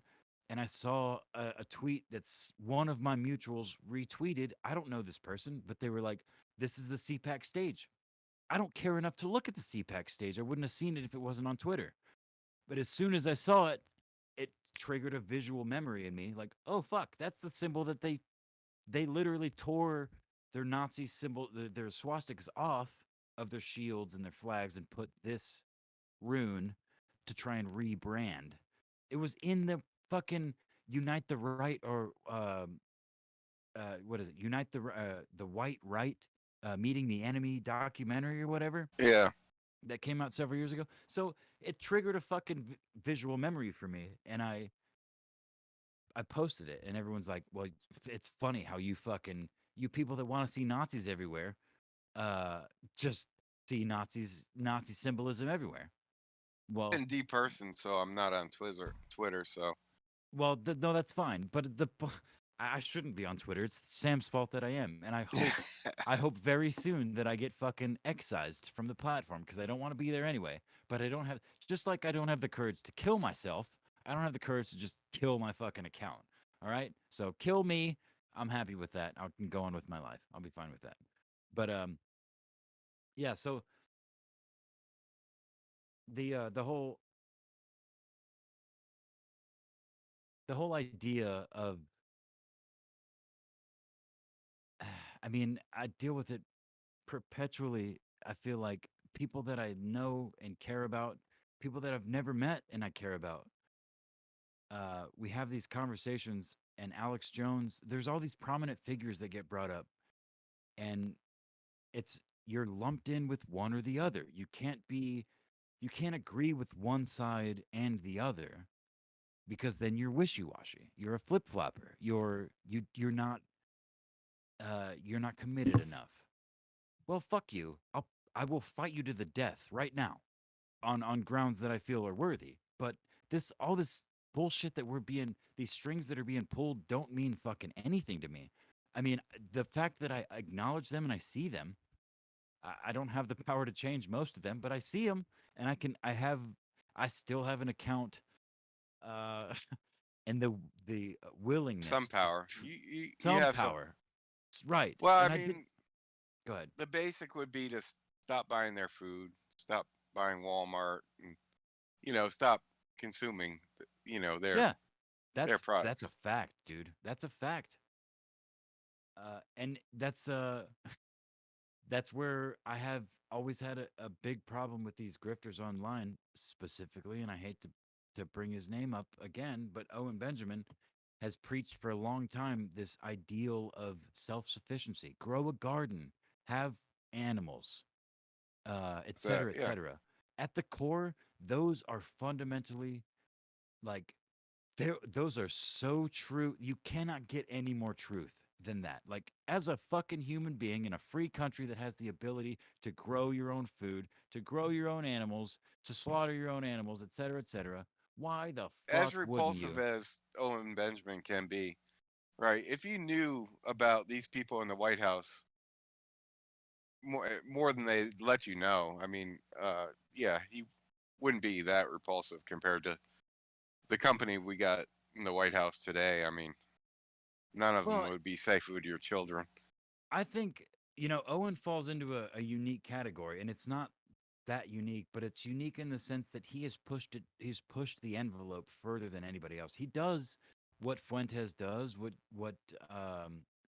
Crowder, who his mentor, taught him how to do. He taught him how to exploit the Christian right, the religious right, Oh, the the grift is real. Yeah. Yes. oh yeah, dude. And Uh, but the thing is he pushed it further than any of these other mainstream people did. And in doing so, it pushed him further into the mainstream than he'd ever been. Because he was a C-list fucking bullshit actor, a shitty fucking comedian that played, uh, you know, um, he played himself. well, he played popular fucking songs and made shitty parodies based on what the audience said. And he just took that format to the internet and said some conspiracy theories along the way. And he I mean, he basically has a Jonestown. He's well on his way. We said it years ago. Johnny said it years ago, Mm. but he literally owns property. There's someone in his cult that lives on his property now. So Yeah. that's real. So, but I Well, mean, he's got no skills, so he needs to. he needs has to. one skill. He has one skill, and that's Oh exploiting yeah, people. that's right. Yeah. Yeah, he has one skill, and that's exploiting people's emotions and shit. And he's not alone. He just is far less unapologetic. You know, most grifters online have at least a tiny little nugget of self identification. They won't go certain places, but Owen, from the time he got himself banned from Twitter, put the pedal to the fucking floor. The moon's not real. The moon landing's not real. Well, starting with the moon Right. landing's Do you not see real, then the my moon's icon? not real. Sorry, go ahead. My emoji. I have the Moon Man as the emoji. Oh, do you? Yeah. Also, Apex, if you want to turn your camera on, or if you don't have to, but if you want to, I finally No, figured. I don't actually have a camera on the computer that I'm Mhm. using right now, which is my Yeah, desktop. we can be so. independent thinkers. You know, when I first got into this realm, what 2014 or so, the first thing I did was call the observatory here in Texas, and I asked them. I said, can people get past this? What is that radiation belt? Um, The Van Allen bout. Yeah, the yeah, Van the Allen Van belt. Allen belt. And I talked to humans, people on the telephone, and they were like, no, I'm a I work at this observatory. It's not possible. I'm like, okay, good. And I called another one and I got another no. And from then on I was on my way. I was like, we never got past the Van Allen belt. It's confirmed. I just talked to some people because they're Right. people. They're not on the internet. They're not in a book. I just talked to people and I'm with it now. So then I was on my way. I was off to the races. Well, so I mean, that's a good approach, actually, man. Like to just absorb this. It is literally impossible. I feel, especially in 2021, even in 2016, it was impossible to do independent research on anything that mattered. There was a telephone. I just called them. Well, you could call and talk to me Yeah. about anything, and I could tell you whatever the fuck I think. And if my field in that particular uh, generation believes a certain thing, you're going to get a same general answer across the board. Now, admittedly, the answer that you got is kind of counter to what everyone generally believes, but from my research, which is admittedly I haven't talked to any human beings, but I've looked into it pretty extensively, and well, it's been years since I've done so, so I can't really quote any research, but uh, the what is it called? The Van Allen belt is not a solid structure like anything else in space. It moves just like magnetic fields, and there are weak points in it, which is what we traveled through. I don't necessarily co-sign it, but it makes sense to me without any knowledge of it. Oh, we might have Now, gotten through it since then, but we definitely didn't in 1969. I mean, come on. yeah, I mean, I suppose. I mean, I see shit on Twitter from people that I respect, calling out the most recent the Perseverance landing, the rover on Mars, because all the comments in NASA's post are like, "This is fake. That's fake. This is CG." Yeah. And I In mean, 1969, you'd be lucky to have a car that could drive across the United States without breaking down. I mean, come on. I don't know about I don't know about that necessarily, but I mean, there is some technical I can't comprehend how the fuck they're sending radio signals from the moon in relative real time, considering I can't even watch Sam's stream right now in 2021 while being on this Discord without being 20 seconds behind, 30 seconds behind or so. You know what I Yeah. mean? No, a So pair of that I mean, 1969 tires wouldn't make it across the United States in 1960. No, a pair of tires. I mean, we didn't have a lot of technology. You would have blowouts, and you'd go through a lot of things. You know, Well, and again, the I think a rubber on lot your of that. windshield would break out. Your windshield wipers would have to be replaced. Like so many things on your car in 1969 would have to be replaced before you make it from Maine to California. That we just didn't have a lot of technology. All the silicones and everything that we have now. Well, yeah, and to be fair though, I mean, we're talking about entirely different environments, man. Like Yeah, the but the just driving vacuum, across the U.S. should be the easy part, right? not necessarily, because I mean, in theory, yeah, like on its surface, yes, obviously, just driving across the surface of the planet that we live on should be easier than traveling into the vacuum of space to another planetary body. But when you think about gravitational pull and traction on those tires and the things that you deal with, and I'm playing devil's advocate here because I don't understand a lot of it myself. I just think that there's a lot of misconceptions here when it comes to like you look at the lunar landers and shit, and they're like, well, that's just fucking tinfoil, and they What do think you of. do when you run out of gas in 1969 in Death Valley? I I mean, mean, you just things were probably different. die. You probably die, but you know what you also don't have is infinite momentum based on where you ran out of gas. You don't just keep rolling forever Yeah. on the surface of this planet. In space, you do.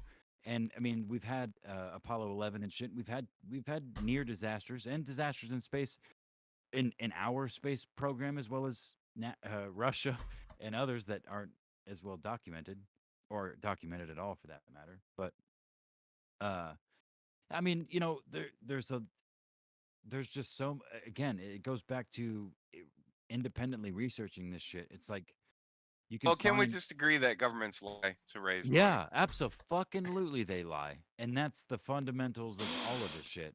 Yep. You can't find the line between what's true and what's not, which is why I think you sound like a logical you sound like a sound of mind human being. Titty But we disagree. Go ahead. Titty Sound wants to know, at Clouds, if you're a Q person, which I don't think you are. You sound, No. yeah. You see, Titty, not everyone who's on the right is with Q. Okay? No, I believe QAnon is a Council of National Policy, and whatever I Henry think Kissinger really wants, I think that Q is just complete and utter bullshit made up Well, by. the revisions that Obama did to the Smith Modernization Act just like sparked, it just opened up everything for something like QAnon to come through. Mm-hmm. And its propaganda is legalized now. Basically, we're in a wartime situation. The Emergency Health Cares Act is basically martial law. The Patriot Act is basically martial law. Uh, red flag laws is type of martial law. I mean, we got so many martial laws on us. We don't even know, if we're really at war or not now. We got rebel troops from Puerto Rico surrounding the Capitol building. They're building walls around the Capitol building. Texas has countless lawsuits against Washington. Brexit, Texas to leave the Union is more popular than the president himself. I mean, Yeah. we're in a weird position here. They got us where they want us, really. I mean, the Washington wants Texas to leave the Union just as much as we want to leave it. They don't want us voting in their elections or even they want division everything. I kind of want Florida to leave the union with. Florida is space too, yeah. But I mean, at the same time, we have the most Jesuits and all the damn Swedes, like was it Emerson satellites, and Well, Elon Musk, you know, Swedish, all those Swedish Jesuits, you know, Extinction Rebellion, you know, Greta Thunberg, all the damn Swedes are in Texas, and they're definitely not our friends. now what's wrong with the Swedes? You're not talking about like all the Swedes, but They well, you seen the Extinction Rebellion go on. I mean, oh yeah. They're like Bohemian Grove crap, Mhm. and all the royal families from all around the world are thinking now it's their time to make their move, you know. And everybody who has any kind of royal connection or first industrial revolution connections thinks that this is the time to like just grab the world, you know.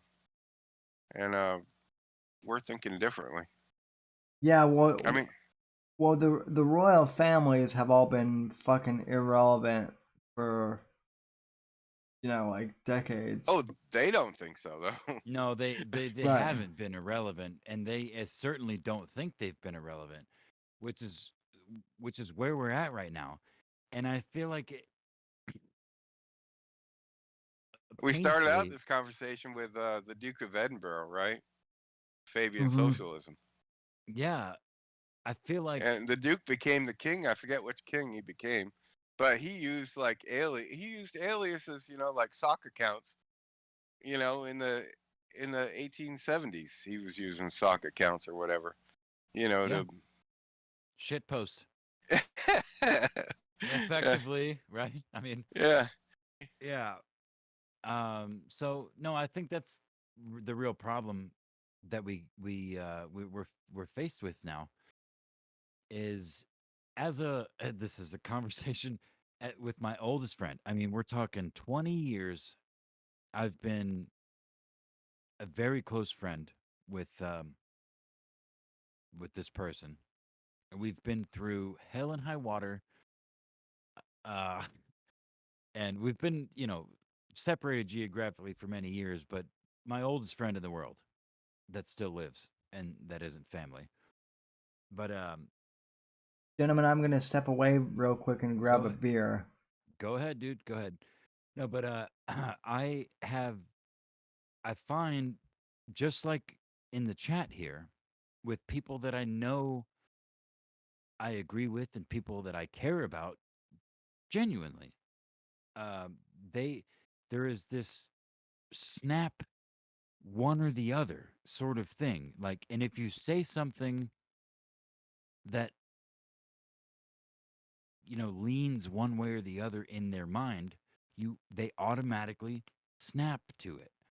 And I don't come from generational wealth of any sort, and as many people don't, and many people do. And this, I would argue, the vast majority of them, especially in this country, come from hard earned generational wealth. Like their grandparents and their great grandparents worked their fucking asses off to give their great grandkids what they have.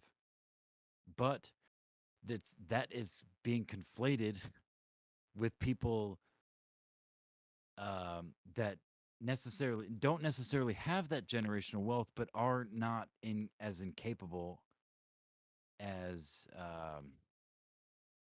are perceived or as are portrayed through their life. And then the poor kids, whether they're black or white or otherwise, are taught that the rich people, they're the bad people. So at this point, it's especially for dark skinned, the black kids, it's the white people. It's the white people that are holding you down. You know, has nothing to do with the black person that's in office in your local senate or whatever that continues to put their foot on your throat. Well, It's the how white. do you measure the richest Amish guy in the Amish community? I I don't mean, know that you do. I don't know. I wouldn't know how to do that. I mean, the civilization was only about half accepted by them, right? I mean, the Amish basically think our civilization is shit, and I tend to agree with them. Yeah, no, they're right. Absolutely. As as so many other societies. I mean, when I was a kid in the late 80s, early 90s, we were already on the, at the bottom of the toilet bowl, dude. We're down the tube now. Where we end up is This corporatism, I was, I was like rage typing it in chat. I don't know if you saw, but corporatism and communism run in parallel with the fiat currency, and it's just going to end up with commodities coming to a, astronomical commodities going up. It actually is kind of a bad thing, and humans become commodities, and slavery is the end result for both. I mean, the civilization in general. That's obvious, dude, right? To anybody with a critical thinking fucking brain, where are we going? Where the fuck are we going? Commodities. You are a commodity now. Yeah, we have been. Well, the thing is we have been for most of. I would argue for my entire life, for all 30-something years of it. How do you drive down the price of commodities? You have lots of children. Yeah. What do they want us not to do? Have abortions. Well, they want us to have abortions. Yes. What they want. They want to drive up the price of commodities. Yeah. How do we win? Well, we can't raid the palace or anything, so. I mean, for God's sake, have a family. I mean, the Romans didn't really just give up and say, well, Rome got conquered, and they didn't just give up and say, oh, it's time for us to stop having children now. We're conquered. It's done. They didn't do that. I think, I spent most of my young adult life, especially late adolescent into early young adult life, as like an ardent atheist, anti-religious type of person. And then I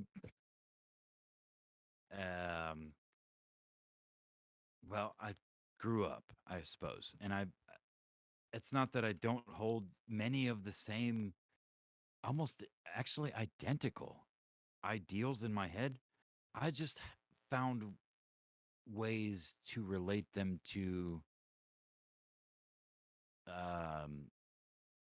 religious, I guess, prominent religious beliefs, most specifically Christianity. Like, I'm not a Christian. I don't go to church.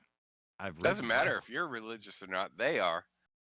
Oh, of course. No. I'm just. Their religion is more like Bohemian Grove kind of crap, though. It's not. Oh no, of course, and that's. It's not what you're. Yeah, it's not your little white church on the corner. No. That was actually kind of my broader point. Was just because you don't believe something, or because you observe something and think, well, that can't be true, doesn't mean it's not true. Like, again, you're just not invited to their church. You're not invited to the mosque in Saudi Arabia either. It's the whole fucking reason I pointed out, because I saw it multiple times from like 10, 15,000 plus follower conservative Twitter accounts that were like, oh, look at these fucking retards. They see Nazi symbols everywhere. Like, well, wait a second, because they flew that fucking same exact rune in Charlottesville, the biggest boogeyman gathering of the left in recent history, short of, actual Nazi Germany. And the whole really anti-white campaign started with that with the Boston Tea Party, with the boomers. Mm-hmm.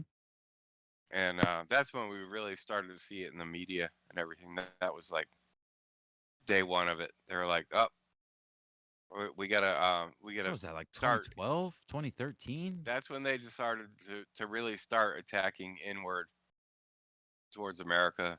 Biden had Biden had signed off on the Patriot Act, right? And around before 9/11, right? Just before. Bush, you mean? No, Joe Biden did.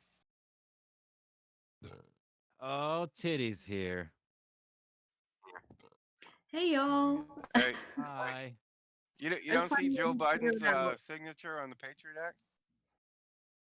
Oh, I'm sorry. I'm I'm in the extra bedroom in my apartment that's closest to the street, so I'm having trouble hearing things. But my mom's visiting, so I don't want to like wake her up. But Well, don't do that, Titty. Don't do that. no, I said. I mean, I hope Sawson still joins if she's still listening. Sawson better get her fucking ass in here. Speak very good She's English. got, like, the hottest voice ever. Like everyone's gonna pitch a tent and then deflate it by like jizzing in their pants because she has the hottest voice on the planet. Aw. Am I lying Her- or am I not? Her and I It's the should. Her and I truth. should dictate. Her and I should. What part of the dictate. country are you from? Titty Salad, you speak very good English. I am from New York State. Oh, She's a okay. New Yorker. And you got the slave markings on your arm, yeah. She's very pretty. There, isn't she? yeah, this is my she's actually based on Lilith, my favorite fable based from the Bible that isn't in the Old Testament, so I think the Old Testament's Jewish, so. Yeah. yeah. Sorry. Well, I mean, it's Christian too. Like Christians love the Old Testament also, right? Only the fake ones, I think.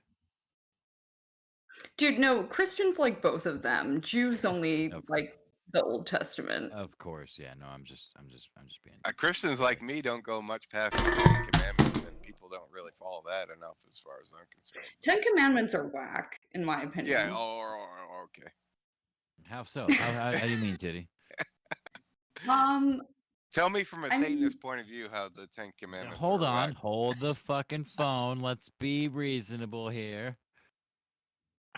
I mean, specifically, I've heard Christians say that man should not covet his neighbor's wife is like an anti-rape commandment, which I don't think is true.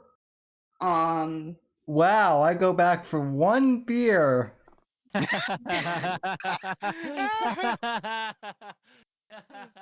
And come back to Titty's sexy voice talking about rape. Yeah. Anyway, sorry, go ahead. I don't remember what we were talking about. Something about rape? Titty Salad is just a tornado of conflicting. Okay. Let her go. Oh, my Sawson's here! Yes! Hello? Sawson? Hi, Sawson. Can you say hello? You have to say something. Good evening. I like hyped up your voice so much, so you I have to say know. something. I was like, oh, There, now I gotta say. Ooh, there it is. There's my girl. I'm just going to read. yeah. Boners in the chat. What up? Boners in the Yeah. chat. Let's go. Alright. Sawson, you do really have like a very attractive sounding voice. You as well. Mm-hmm. No, like when I like imagine like what I would sound like when I like narrate my life story, it's done in your voice. It's not done in my voice. Hold You up, have, like, a hold very up, hold up. sexy, Time the like, fuck out. lovely Girl sounding is voice, a Sawson. Time the fuck out, ladies. This is the Whitfield report. No, This is not the titty sucking Sawson's titties report. Titty report. No. Hey, she just got here, okay? Can I get like 30 seconds to talk about how I'm just saying. I would like to give her the floor to say whatever she wants because I Okay, would you know also what, like Sam? to hear It's her your talk. show. You can introduce her in a way less complimentary. See, 5 way minutes than ago we were trying to figure out how to save the world, and now the I know, conversation and now has I just want devolved to give to some this. shout outs to the Ladies and chat. gentlemen, And then- ladies and gentlemen of the Devolved to Sam this. Whitfield report. Sorry. Alright, shout out Chat. to Okie Dean. What's up, Ghost Dad? 3 Olives. I really enjoy your. That's it. That's all I got.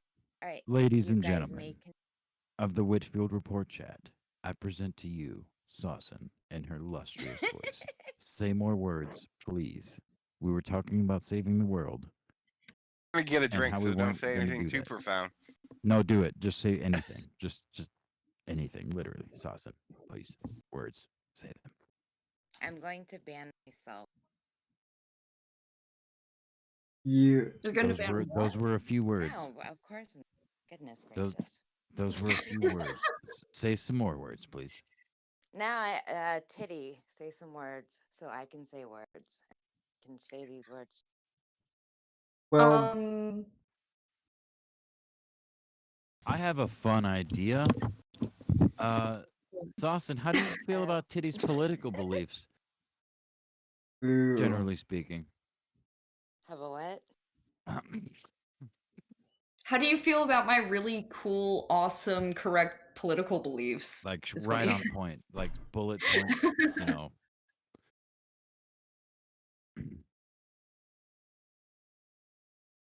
No Hold comment. on, I gotta fix my Discord. I'm not getting audio.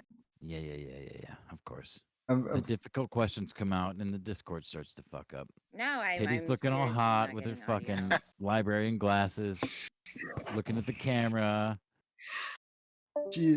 Bye, Sawson. she's trying to get me to take my shirt off, which Oh, don't you do it, Sam. Which- Don't you do it. which may or may Your not. voice is sexy. It's You- like can't You stay better on get Discord you for better very get long. some fucking money before that shirt comes off. As your Show- producer. Alright. Hey girl, Okay, hi. I think I fixed it. Hi, Sawson. Hey, love. Hi, Sawson. hey, Sawson. At chat, do I have the perfect amount of vocal fry or what? Oh, you sound so good. You and Bruce City both. I don't And know if it's today. like vocal fry. I feel like your voice is more like husky, which I know sounds like a really ugly word, but it's like a nice quality for a woman to have to her voice. It's like deep, but not. It's like sultry. I don't know. Oh, thank you. I always feel like I'm This- monotone. This coming from the most Sultry, vocal fry, sexy voiced fucking going on here? communist. I don't know, dude. The women come into the fucking chat.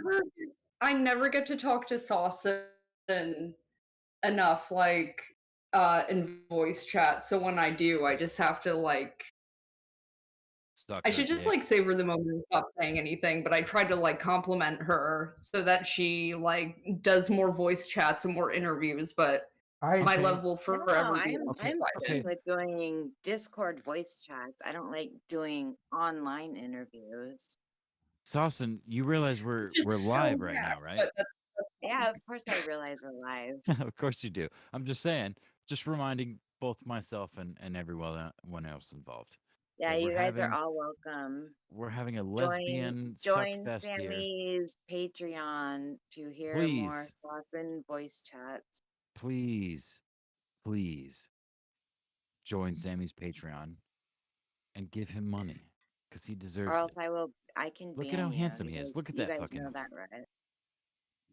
Look at that. Sam, look at have that you handsome given more fucker. consideration to doing a like OnlyFans with like pornographic versions of like presidential portraits or like Glenn Beck my book God. covers or Rush Limbaugh ones? That would be very timely and very much up your alley, Ooh, right? Edgy. You know, Edgy. Come on. I feel like you just want like I feel like you just want nude shots of me, which I mean Well, yeah, obviously. Like How can you blame her, Sam? Everyone in chat wants that. I Everyone in chat wants that. I can't. So holy Well. shit, Scotland Yard showed up. I've been like suggesting like nude OnlyFans like political, concepts for you. Yeah, no, I think it would be cute. OnlyFans, by the way, is not just nude stuff. It's Doesn't stuff have to be. it's stuff your fans are interested in that you can just like request things. You could just say the N-word. You could just like start an OnlyFans and be like, All right, N-word. he's trying to get me to say the N-word. We want to see Sam shirtless with a The buffalo N-word, by the way, headdress in this on. case is You know what I'm naked. talking And saying about? the N-word, please, Storm. Yeah, with like a buffalo headdress on, without a shirt. So No shirt, buffalo headdress on, saying the N-word for So- 35 minutes consecutively in as many So- accents as he can manage. so you want me to cosplay as Ted Nugent, basically? No, sir. I want you to create an entirely new character. I mean, I want you to do that, but like Inspired naked. by Ted Nugent, perhaps. I mean as Hey, that's Or like cute. tasteful nude. You know what? Like Blue Kurgan, face for paint. like all of his faults, he did do a very tasteful nude. I might be biased because he put my Reddit username on his like little like washcloth that Yeah, was he covering his so boobs, did. but it was a tasteful nude. Saracens, I think, or no, not Saracen. Saracen loves me. I think Kurgan's mad at me for stealing away titty salad from him, even though he's a married man.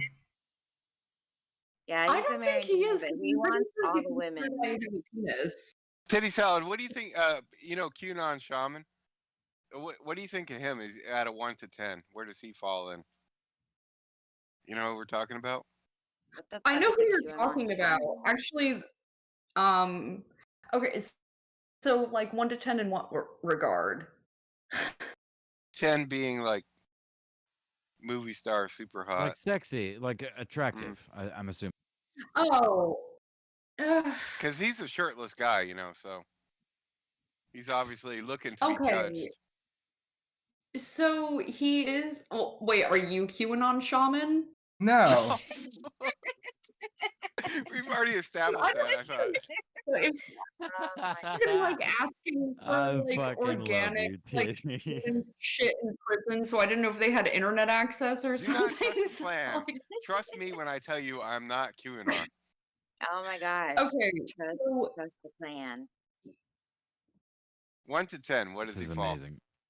okay, so like his ideology automatically puts me at like No, we're just rolling in the hay. Yeah, just No, yeah, ignore the No, Yeah, you put some ideology. duct Just a tape. picture. You know that, just a you know that picture of famous him with duct his tape? shirt off and his headdress. Yeah, you can't put remove duct tape that over from his my mouth. brain. I've hooked up with dudes that I thought were like not that cute, and then they like made me laugh my ass off, and that like bumped them up a few points. And I've also like I don't care about those dudes. We're talking about QAnon shaman. dude, no, but like it's the same I thing. care Like you about can be a those really dudes' handsome titties. guy and be No, a I care fucking about those idiot, dudes too. and I that need like the research. bumped off a few Yeah, points. we And I did feel the like research. QAnon shaman is like that. You know, like I don't mind a hairy dude. He's a hairy dude. He's muscular. He could be cute, but he acts like a fucking He idiot also has a in pedo public. tattoo on his chest. But Oh, is that what that is? yeah, it's like the interlocking triangles. Yeah, it's like a common. Like to me, that looks like a Celtic knot, but like, I mean, I don't know. I guess it's like how like swastikas are like used by Nazis and Buddhists, right? Well, Celtic But, knots aren't generally sharp angled though. I mean, they have sharp points, but they're rounded. You know, Okay, I'm a fair enough. big fan of Celtic knots. I don't know. It's like- I guess QAnon shaman is like a solid a 4. Ooh. Okay, now where am I on that list? Titty. I was gonna say B? Damn, QAnon Sammy, I got shaman some bad news is for you. about 4 shades under a me. Sorry. Oh my god, this is getting so weird. Okay, Yeah, of like course it QAnon is. What the shaman. fuck? What are we doing here, guys? Come on. Oh wait. Okay, well, first of all, Sam, you are a solid 8 because I think like having sex with someone that you hate and that you're angry with is the hottest thing ever. And I think you would just like slap me in the face and like quote Rush Limbaugh at me, and then like I would be like, "Choke me, daddy," and it would be like the hottest thing ever. Oh my gosh. Oh. I can tell you put You some know? thought. I can tell you put some thought into this. So Oh, I put thought into it every day. You guys are. Sam, are you into Uh, slapping some titties? I mean, Oh yeah. What are you guys doing to my innocent little mind here? Sam's not above You anything wait. involving titties. Wait. You're innocent mind. You're innocent mind, Saucin. Oh please. You're the Yeah, one. Sammy. Well, now I don't know Clouds, but I know. Oh shit, Olives is in the chat. Oh, we got a new person in here. Hold on, everybody, shut the fuck up. Hi, Olives. No, you shut the fuck up. Is this working? Yeah. Hi, Yeah. Olives. How you doing, man? Welcome. All right. What's up? Not much. We're just shooting the shit. This is the open line segment of the show, I guess. So. We're just. This is the Whitfield Report after hours. And we are totally not live. Wink, wink. I mean, no, I'm just. I was just talking to I myself. only have Titty Salad's camera up on my screen, and I'm definitely not playing with myself. No, if you want me to leave, just let me know. I was just talking to myself. In the No, chat. no. stay. Are you kidding me, dude? No, Stay. fuck you. You leave it, and I will Talking to ban you yourself forever. is possibly the best thing ever. I do it all the time. No, I'm very happy that everyone has joined this chat because normally I'm the fucking retard just flailing around. Now I have more retards to flail with me. I don't talk to myself. I shout at the clouds. Yeah, With you're my good, fist in Apex. the air. Oh, With my fist in the actually, air. I'm like, damn you, sorry. Lord. Not to interrupt, but I did have a question for shouting at clouds. Sorry. How do you feel about QAnon? QAnon? I think Yeah. it's a psyop. It's a Jerome Corsi kind of psyop. So And, do you think Steve, there was someone on the left who started posting it on 4chan to get people on the right to get into it to make them look stupid, or like what do you mean by psyop? Operation Trust. I mean, it has everything to do with the Smith Modernization Act and the revisions that Obama did to it. How so? I don't I don't understand what you mean by that. So It's would war you mind propaganda. explaining it? How so? It's war propaganda that was kicked off with the Tea Party. Hey, Cloud. Was Yes. it Russia that had a plan called like Operation Trust, where they used the Christians to basically Yes, it was. Oh my God, yeah. do exactly what's going I on. never thought of it that way, but yeah, Yeah. I mean, we can learn something new every day, yeah. That's what I felt. I mean, I think there was a lot of stuff coming out from WikiLeaks at that time that was legit, but then Q came in and everything went. I mean, that was like years Oh later. yeah, it was co-opted, yeah. And Steve Pachenik Mike blocked me Cernovich on was Twitter. Mike Cernovich was like a call-in. He was like from an elite family in California, right? And he was just calling into radio stations in California.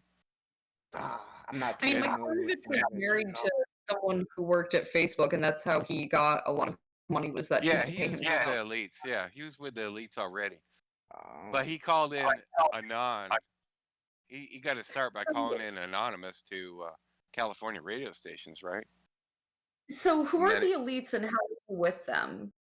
Is it strictly like how much money you have, or is it? I feel like I hear people his name. and I it can forget their refer- name, but like a lot of them, like the richest banker during our industrial revolution in California, like all of a sudden disappears into Berkeley. Like all these really rich bankers like disappeared and created Ivy League colleges, and then you just never hear about them again. And then you get like Susan Wojcicki, who says that she grew up on a college campus. You know, like these people are like raised in laboratories and college campuses. I swear to God. But like a lot of the rich industrialists just kind of disappeared. Wait. You know? So I mean, so, like, are the Koch brothers, are they elites? Yeah. Well, yeah. I mean, they're Alan. yeah, but they're the ones that we're talking about. You don't really see.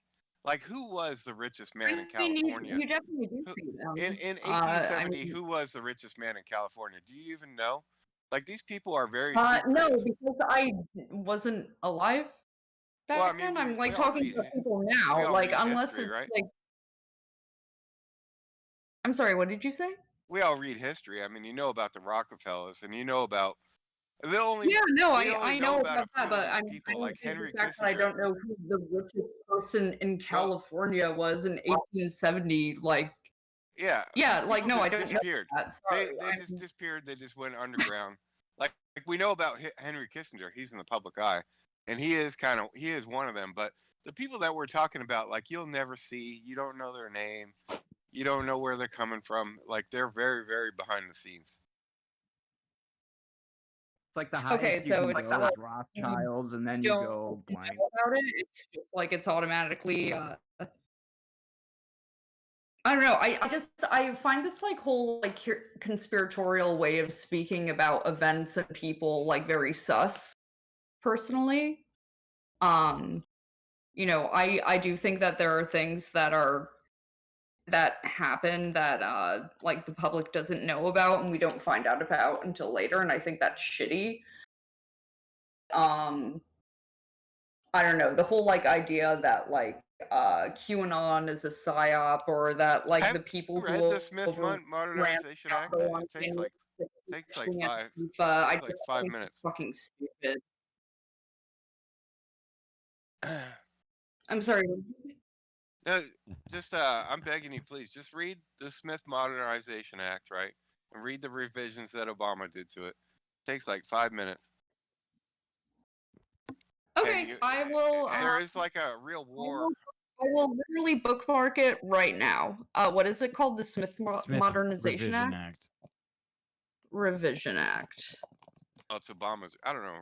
Obama's revision. I could have it mixed up. But I think it was like last year that Obama was in office. He tampered with it, made it what it is now. Are you talking about the Smith-Mundt Act?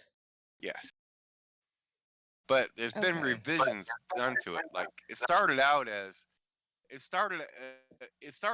anti-propaganda from the government, and then they just Well, I mean, bizarro was world like, it and reversed it into the government is allowed to do propaganda. You know what I mean?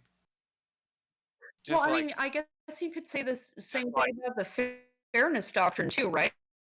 Like that kind of like was what allowed Fox News to be created. yeah, yes, yeah, yeah. Okay. Okay, sorry. This is like longer than. Do you mind if I read this tomorrow when I'm less drunk? Oh yeah. Sure. No, I And mean I'm just pointing I it out. promise me on Discord. I will read it tomorrow because I'm off that. They're at war with us, is what I'm saying. No, I don't know anything about it. So. Am I lagging out? Propaganda was fully legalized under Who's that? Obama. That's olives, I think. What was legalized under Obama? Propaganda. Propaganda Yeah. on the citizens. Yeah. Yep. I mean, that like hasn't propaganda always been a thing though? Nope. It was illegal for a long time.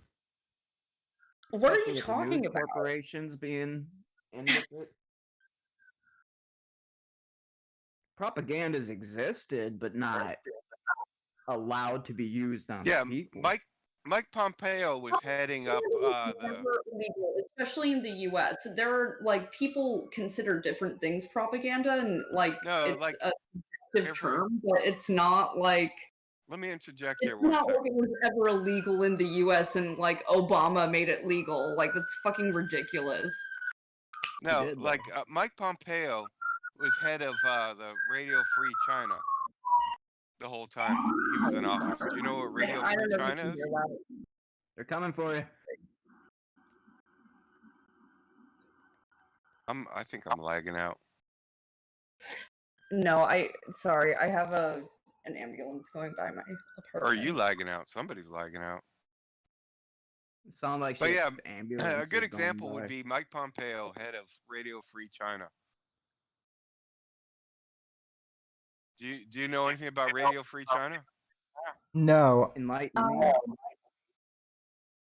No, I don't. Have you heard about what awesome people the Uyghurs are? The Uyghurs, the Yeah. so-called Chinese Muslims. Oh, yeah, They're scumbags, they're right?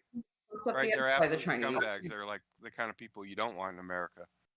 But they propagandize. Wait, the Uyghurs or the Chinese? Yeah, the Uyghur Chinese they're already in California. They're basically like entertainment show business kind of cult. They're already in California. Plenty of them. Dude, they're not though. Like the Chinese has actually been treating them really badly. Yeah, that's getting in your head. All that propaganda is getting in your head. It's not real. Are you familiar with the bodies exhibit? Oh, okay. Well, I mean, you can play off the fact that there is no mental health treatment in China. I mean, yeah, they have. Well, no. Do you know what the bodies exhibit is? Do you know what it is? Nah, I've never been there. Have you? Okay, so it's a traveling exhibit, and it's like an exhibit of human bodies that are like, forget which they almost look like they're freeze dried, but it's a way to see people's like their circulatory system. Their like, for example, they'll have like a comparison of like lungs that belong to a smoker versus lungs that belong to someone who has never smoked. It'll show like human bodies in like different positions, doing different activities, stuff like that. Like, just a way to see something that is like an actual human form and not just like a drawing or a representation of it. The way that they get a lot of those bodies to do that with them is from China, and a lot of them are either political prisoners or they're Uyghurs. I'm not denying that. Yeah. I mean, the Uyghurs don't get along with the old. They don't get along with the hardline communists. In China or like in Hollywood, and they're like, that's fucking ridiculous. If that were the case, their bodies wouldn't be treated like garbage. You know what I mean? I don't know, man. Like, I'm sorry. They're like regular communist Chinese, right? And then there are Uyghurs and the Falun Gong cult. You ever heard of the Falun Gong? Like these two are like opposing each other. And so what I just wanted to take a shot at reality and say like you can find plenty of Uyghurs in California, and they're show business people. They're the same as the Scientology show business cult, right? The Uyghurs are basically the same as Scientology in America. California, that's the closest part of the U.S. to China, and that maybe they come here because they don't want to be treated like shit. Maybe that's why they come here for bad reasons. They come here. They don't want to. Don't get put into concentration. They're no different than the Church of Scientology. They're no different than the Church of Scientology. They're a cult. It's the same thing as Scientology, that was created in the fucking U.S. Like, dude, it's just such like an absurd comparison, and like the fact that you would even make it is like just kind of fucked up. I'm just saying it's wild propaganda that you think they're good people when they're not. I think that they don't deserve to have their bodies like sold to a company that like does museum shows with them, even though I think that there's like a good reason to do that behind it. I do like that they're trying to educate people, but I think it's fucked up that you would assume that they're bad people, and I think it's only because Bill Gates is a bad person as well. I mean, they're just bad people. A lot of them. Hey, a lot like why are they bad people? Because they moved to California? Because that's the closest place to China in the US? Like, what are you even saying? It's just another Aren't they cult. I mean, we living got the offering? Bohemian Grove weirdos. I mean, yeah, we just don't need them. We don't need to save them. It's not our thing. But I would argue that the Chinese that are killing them aren't good either. I agree with that. Because they're anti-communist is why they're getting killed. But their version of anti-communist is more like Falun Gong in the Unification Church, who want to enslave us and kill us anyways. So, That I is mean, true. who's better? Who's better? No one. I mean, I don't know. I think it's better when people like operate in reality. But they want to and kill don't us tomorrow versus today. these I mean, conspiracy theories Basically, that like, are choose your enemy. but we just have nothing to do with Asia. I would agree Why with that. would we do that? Do you think that there's like no benefit to the US to have open lines of communication with Asian countries? Well, I mean, They control us.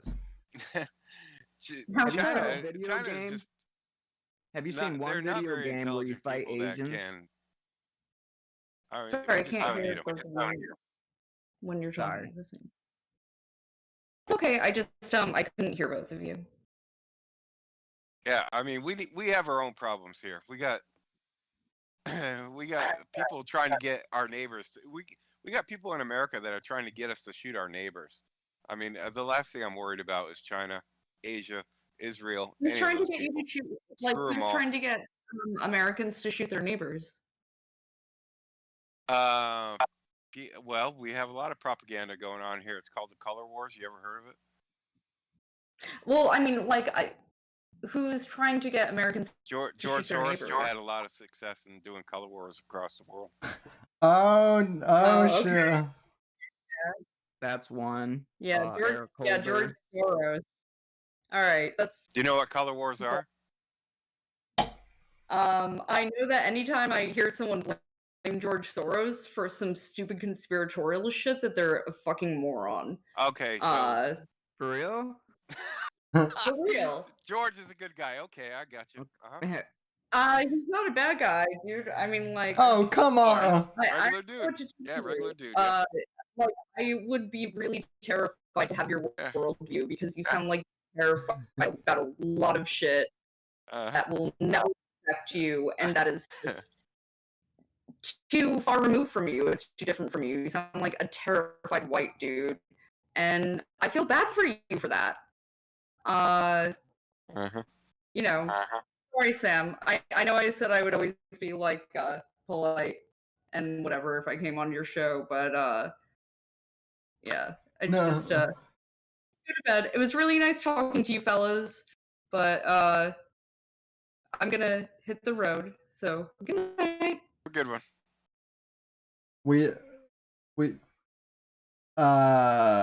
Damn, I'm having George Soros over for dinner tonight now.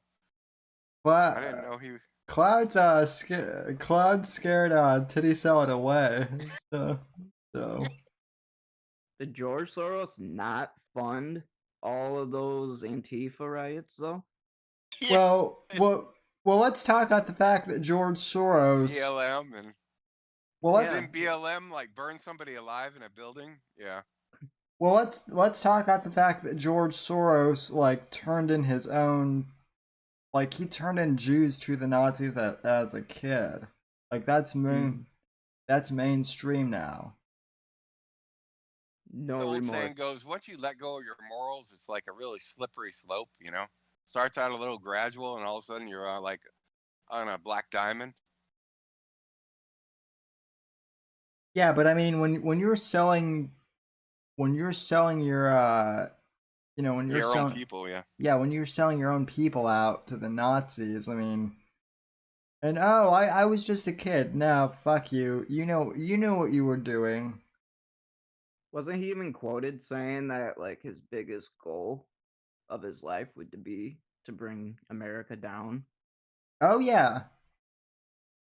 the dude. He's told every reporter in an interview that he is actual God, as in many gods. They have many G's.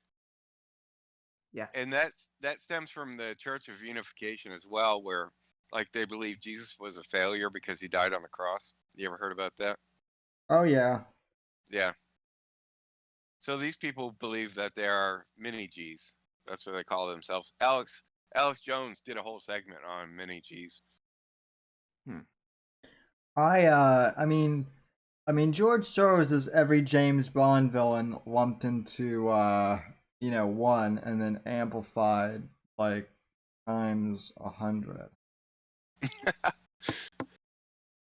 Yeah, they just went straight from World War II into doing more and more crap in the Korean War. I mean, they didn't slow down.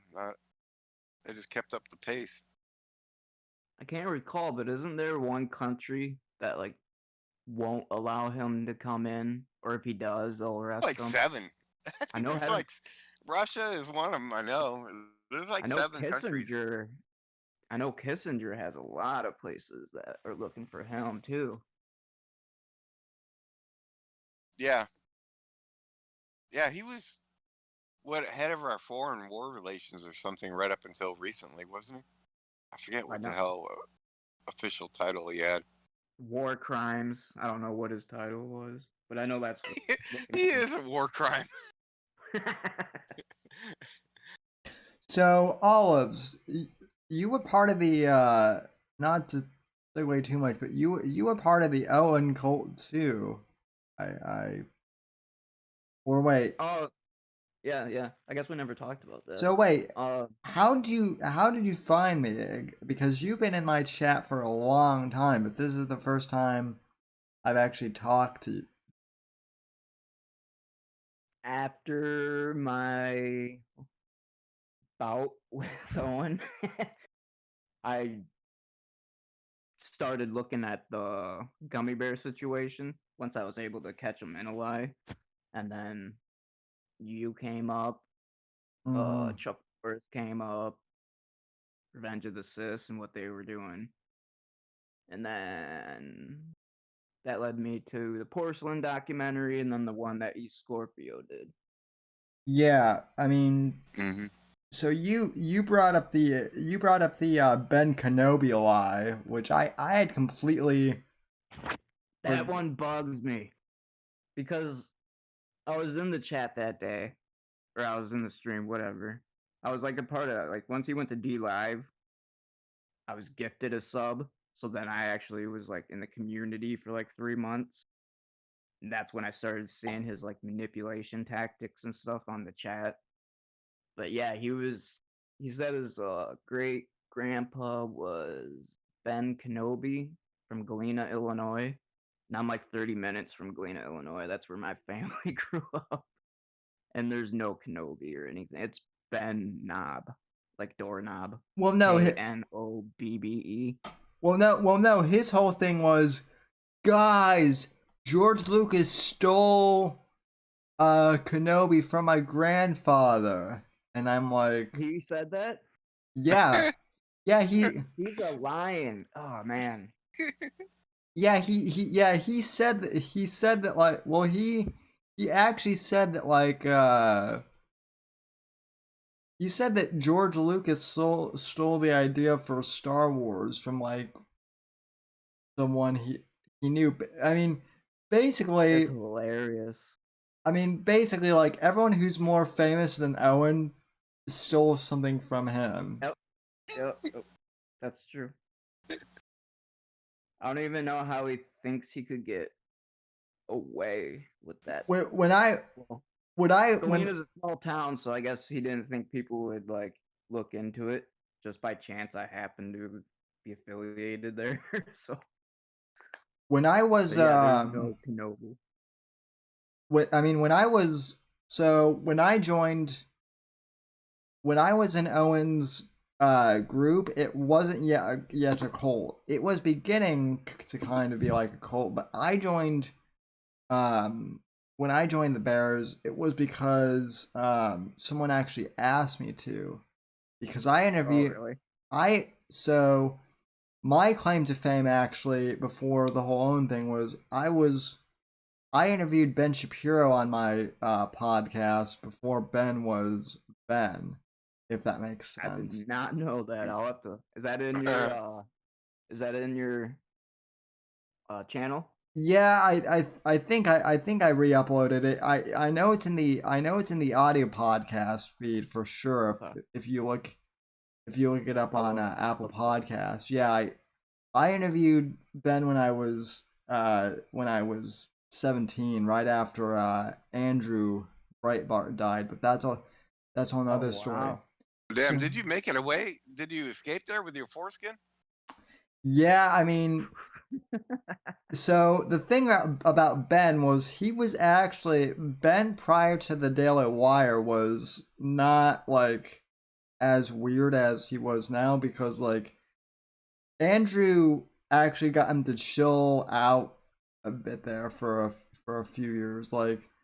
Andrew would do. I remember Ben on C-SPAN before he started going on Fox way back in the day. Yeah, so he's changed. Yeah, so Andrew would do things like make fart jokes around him, and then like I think from what I heard, like Andrew would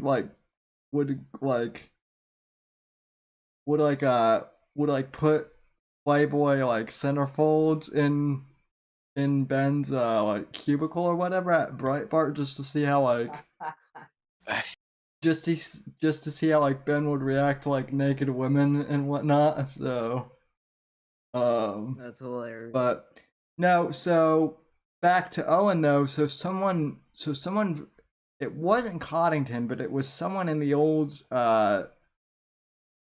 someone in Owen's inner circle actually reached out to me and was like, and I guess had told Owen about me.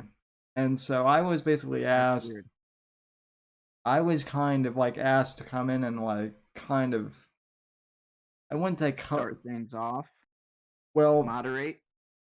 Well, so Owen was about to go on to the Daily Wire at that point. So I remember like the only time I ever talked to Owen was like in a Twitter DM back when he was on Twitter, and he asked me like, you know, so what's been like what should I like he was actually nervous. He's like what should I do? I'm like, you know, just be calm and like, you know, act normal. Like, don't act like a fanboy. Just, you know, act like you're, you know, just having like a conversation with a normal, you know, guy. And of course, Owen didn't do that because he's awkward.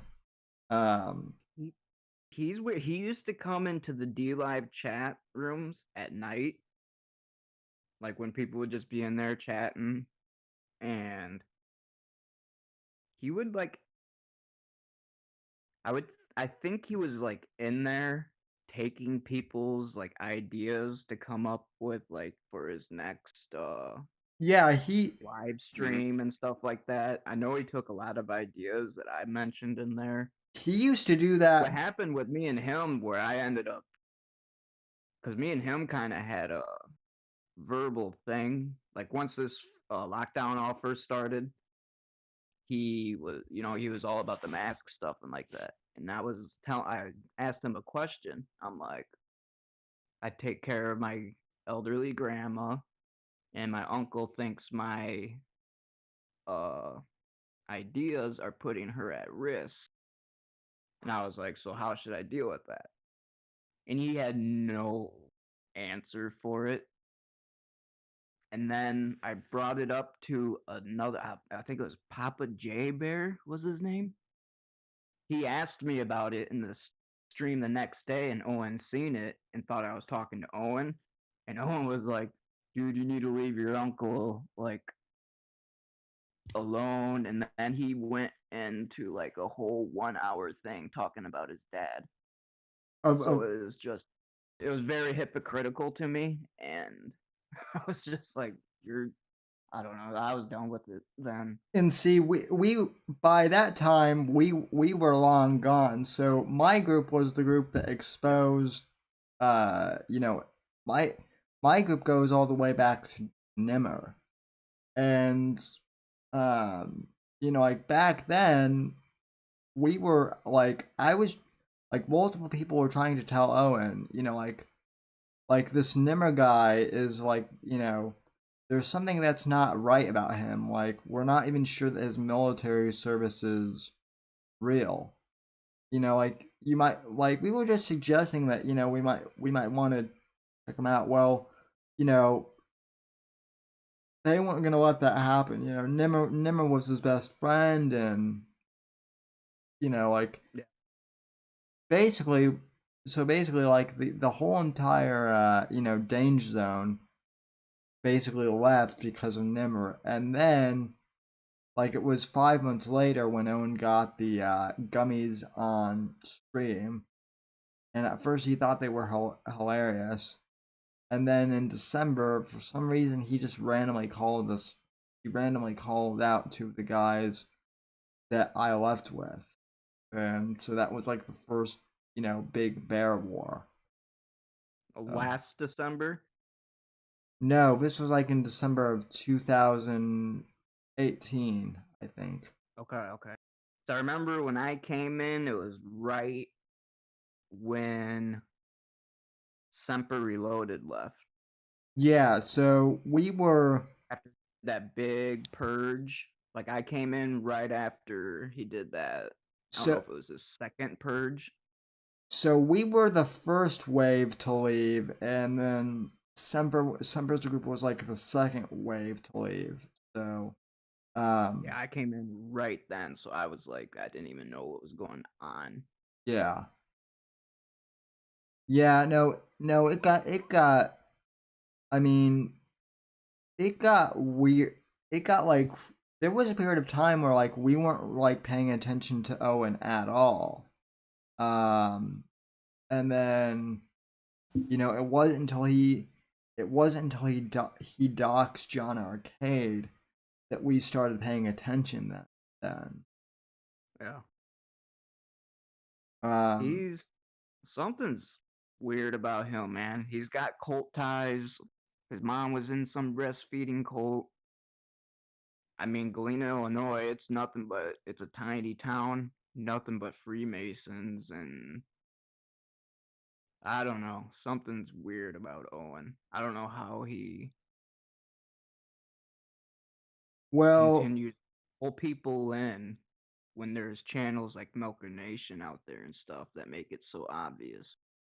well, and I mean like I don't even know what's so special about him like leaving Hollywood. Like he's not the first. There wasn't anything. Now that I look back on it, he basically, I mean, you heard the phone call recording with him and his mom talking about it where he says, I know that's not the reason why they kicked me out. It was his attitude about situations, not his stance. Yeah, no, it was because he was difficult to work. Right. It was because he was difficult to work with.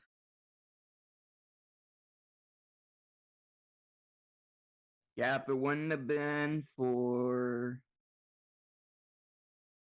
East Scorpio's doc, that came out right at the right moment. And I shared that in the chat. I shared that in that Crow 777's chat.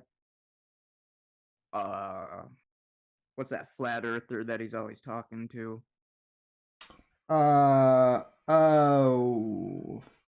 Yeah, I'm not into flat earth, so I don't know any of that. He was always in there and chatting Yeah. with him on stream. And I shared it in his stream too, and I could see him seeing it, and they just would remove it or ignore it. But I Well- had two bears leave with me. Well, That was it. Well, Some were actually like, this documentary makes me like Owen more. And I'm like, what? He completely lied to you about gummy bears. I know that Owen watches this stream too because he's made a couple of jokes about like me being in a wheelchair and whatnot, which I mean He hits the low bearing fruit. I That's all he's mean got. that's fine. I mean I make jokes about my own disability, but at least make them like funny or something. Don't be just don't Yeah. don't just be like, No, Owen's just got a an evil discontent for people. well, he's just like ha ha ha, you're in a, he's just like one of these people that is like, ha ha ha, you're in a wheelchair, or ha ha ha, you're black, or it's just very grade level humor, not even. It'll be nice to see what's that guy's name? Kirk, that comedian that Owen sexually assaulted. Yeah, Saw that. It'll be nice to see in the next coming weeks what happens, and because I mean I don't watch them, so I just see whatever comes up with Milker Nation on their channel. well, But he was also it's gonna one of be the questions. well, he was also one of the guys that Scorpio interviewed too, but Yeah, I caught that. but at the time Scorpio had to keep his name anonymous. So But no, it looks like that Kirk dude must have caught one of Owen's streams and just does not like his don't like what he's doing now and is speaking out about it more. yeah, Plus, well, it actually sounded like he was actually really upset about it, which I would have been. I'm like 5'2", 5'3". Some dude picked me up and stuck his tongue in my mouth. yeah. I mean, yeah, yeah, dude. I mean, he's done some really heinous.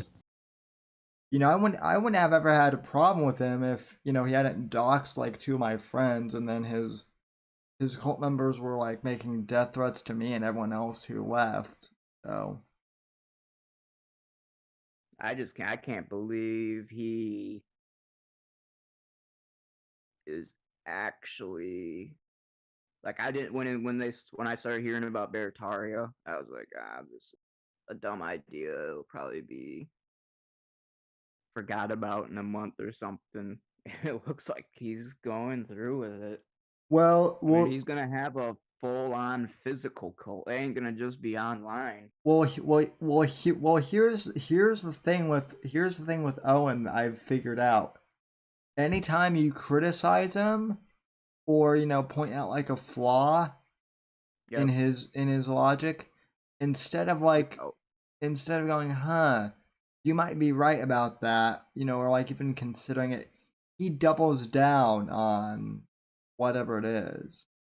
yeah. So I guarantee you the only reason why he's still talking about Bertari is because like he just wants to prove us wrong in his mind. Mm, So I thought it was gonna end by now. I was thinking maybe IRS was gonna raid him or something. I'm honestly surprised he hasn't. So I mean he was going full blown full Muslim for a while. Oh yeah. And until I made a video saying I have contacts in the Department of Homeland Security, and that I told them about Owen. So then he stopped doing his Al Qaeda Jr. thing real quick. So I mean, he's gotta be on their radar. Like, oh yeah. I don't know anybody that's as profane as him, especially when he talks about those issues. I don't know anyone who gets away with as much as he does. That's yeah, it's almost like he has a pass. Because I think he just deletes his YouTube channels and Instagram accounts. I don't even know if he gets. I mean, Twitter did ban him, but Yeah, there is well, some evidence that with the YouTube stuff, he didn't like how people were just able to have access to him. So it seems like he shut those channels down and just went to be live. he so here's the thing. So he got banned from Twitter on purpose because of the clout. and you know, now he wants to do the same thing with YouTube because he knows that like that's the new edgy thing to do. Yeah, it's kind of like what Jesse Spot says about how they know him and Vox know how to use that Barbara Streisand effect. Yeah. Well, I mean, I can't watch Vox. I can't even watch videos making fun of him. He's so fucking boring. so yeah, and Vox also, I mean, so the funny thing is people think that Vox is like some conservative, you know, like figurehead, right? But he hates conservatives, like openly. So like, I could see that. so like, you know, like he actually made like a post on his blog like just yesterday, like basically saying that he was glad that like Rush Limbaugh was dead and you know stuff like that. So, you know, Wow. What? I mean, That like, doesn't even. He's like Blackadder in real life. well, I mean, so I mean, Trying to. I mean, he's a. This is what I've been saying. Like, he and Owen are both like leftists. Like, they're the SJWs that they criticize. Yep. It's projection.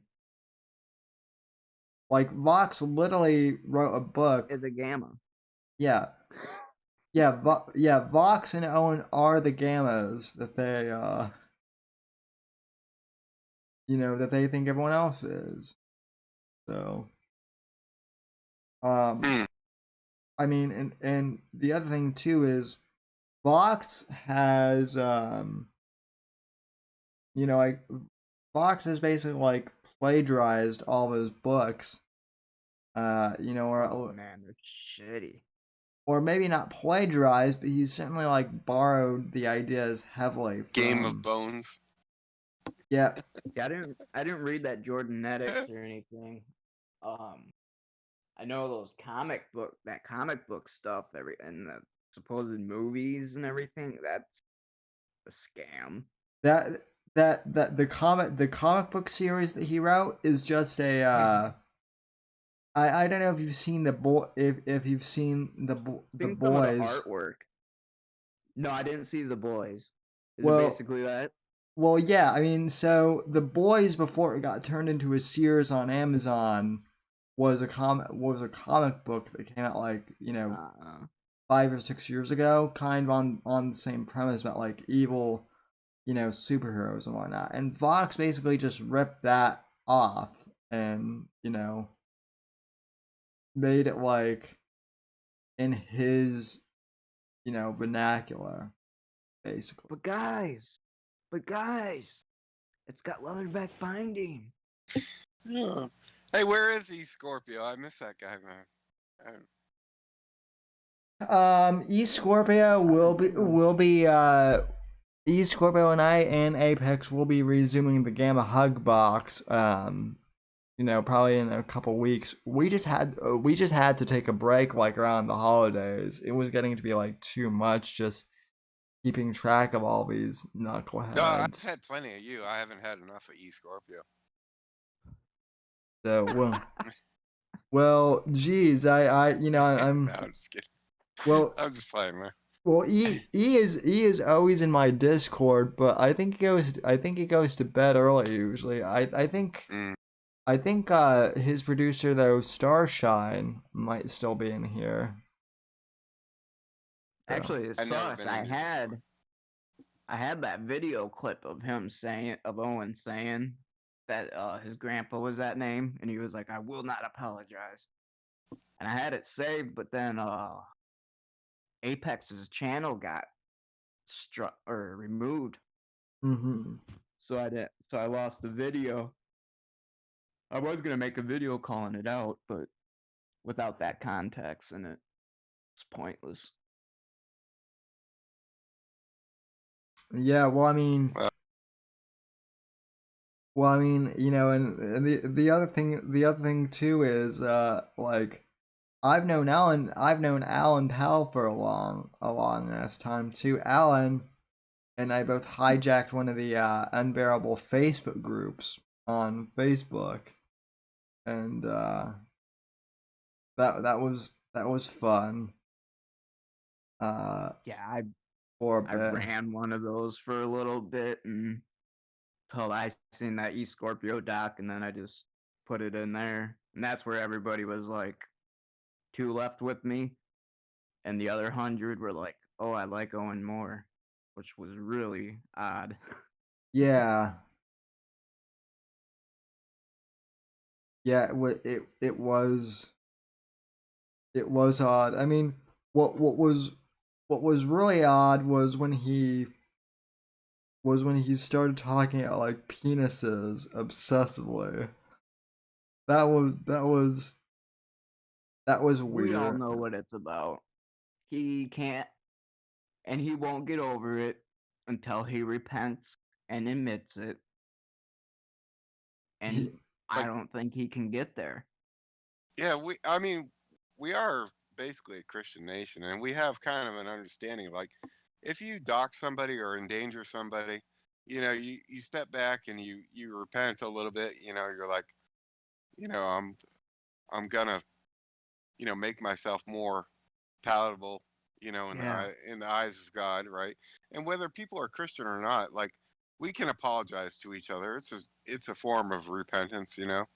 But like you can't just start apologizing to people from China or whatever, like it's not going to work. We're not on the same system, of repentance and fall back, and instead they just hit the gas all the time. It's always gas, gas, gas. Oh, I fucked up. Gas, gas, gas. Like you Yeah, got to. he doubles down. Yeah, yeah, yeah. Like, so, I mean, that's a conflict. I mean, whether you claim to be Christian or not, we have a Christian structure kind of set up, where we can get along. You know what I'm saying? Yeah. well, he just needs to come out of the closet, and he'll be. And I mean, like, seriously, that's all I want. That's all I want from him, is to just like. Right? I don't hate. I mean, yeah, I don't hate the guy. I don't like him manipulating and leading people astray that are looking for I mean, Christ or whatnot. I mean, I will say this: I do hate Owen. I think he's a piece of shit. But I don't. But with that being said, I don't want anything to happen to him. Same, yeah. Well, I mean, he's completely not Christian. You understand that, right? Oh, I mean, yeah, no Hung shit. out with Crowder, seen that there was a grift in it, and now he's no, I'm gone too saying far with in it. his basic behavior, you can tell he's not Oh anything Christian. Yeah. Not even in the same zip code. I mean, Nowhere near. I mean, the only reason I talk about like boobs so much on my show is literally just to troll the bears, and like, and they keep saying like, Sam, you're obsessed with tits, and I'm like, yeah, well, I'm like, yeah, well, at least I can admit it. So I It's don't. your thing. I don't have to be like, oh, that statue looks like a boob, or some. I'm just pointing it out. I'm just pointing that out, but I'm totally not obsessed with the That with last them. Milker Nation had me laughing so hard. Yeah, you should check out some of Bruce City Sin's videos as well. So, hey, Keck Boy, how you doing? Can you hear me? Yeah. Hey, Sam, I'm gonna hang up Sweet. and go into chat. Right? Okay. All right. Thanks Nice talking with for joining us, Clouds. you. All right. Have a good one. You too.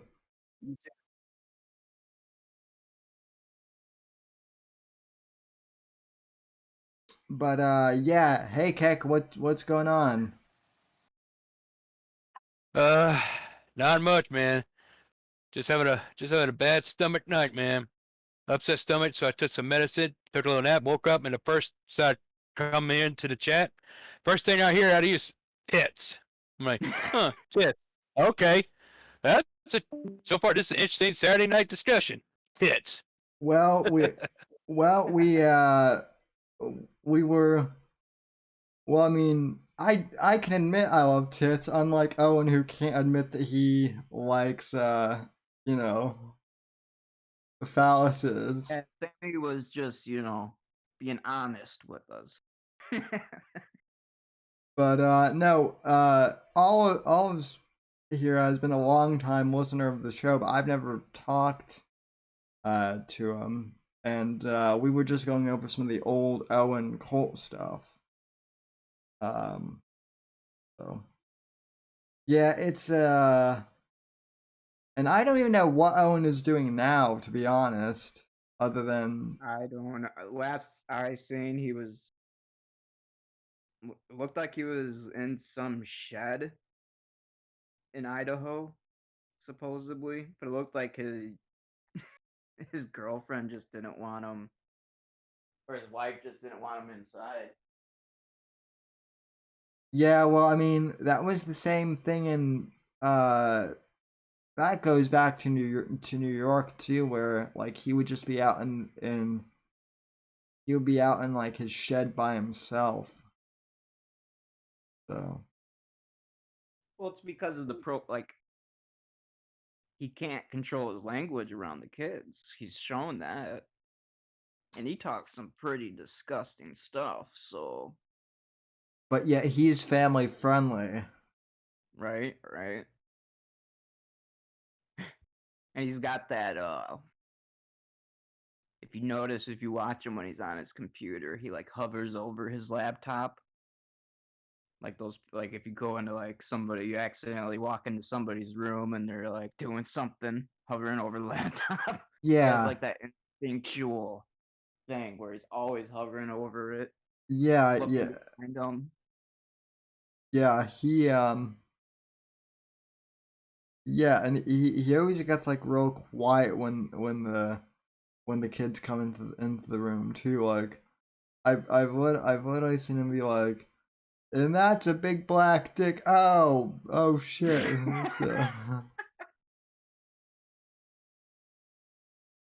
So, Oh man. uh Yeah, it'll just be interesting to see how it turns out. yeah. I'm curious to see you know, like I'm I mean, curious to see, Jared Leto has an open cult. yeah. Yeah, Maybe that's where the culture's going. well, I mean, I think all celebrities to a certain extent have, you know, a cult, you know. Yeah. I mean like Cult technically like personalities. I mean like technically this audience could be a cult, and you know, same with Revenge of the Sith. If we really want to, you know, get like, you know, like technically all these internet groups could be like considered subcults, I guess. Yeah. But Yeah, I don't know. That's why after Owen, I quit putting people on pedestals and just only Christ now. mhm. So actually, something good did come out of it, kind of. Yeah, well, I mean, I I like, you know, I like doing the show, but like it does weird me out a bit when people um ask me for life advice, and like know I don't know them that well, just because Yeah. like I saw how that turned out with Owen, like giving bad, you know, life advice to people, and I'm like, I don't know, I'm just one guy, like, you know, I'm trying to figure out my Well, life that was my thing too. with Owen too. You know, he was like, look at Nathaniel Slattery and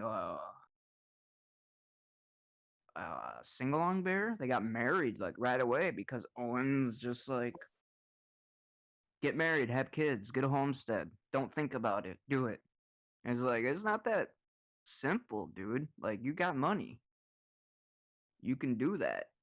Yeah. But a lot of other people can't just go do that. Well, and also like You should know the person too before you get married. Well, and also he's like young men need to, like they need to start like having babies at 18, and I'm like, dude, you didn't have kids until you were like until you were like, 38 years old, which is, hey, listen, some people, just start late and that's fine.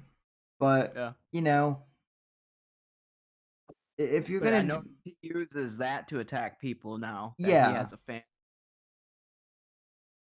Yeah, and the other thing is, the other thing too is it goes back to him not being gay, right? He's like, I can't be gay because I have a family. Meanwhile, and then like 5 minutes later he'll be like, my dad is gay. I think about 2 months ago I came to the conclusion that it basically is all repressed homosexuality. But that's what it is. That's why he needs to come out of the closet. I hate him for it either. I'd be like, all right, cool. Now you can move on with your life. Now I can go shopping with Amy, and like it's like Johnny Arcade was saying on one of my streams a few months ago, like they can go shopping together and like do home decorating and like get their get like their nails done, and Owen will be like 100% happier. So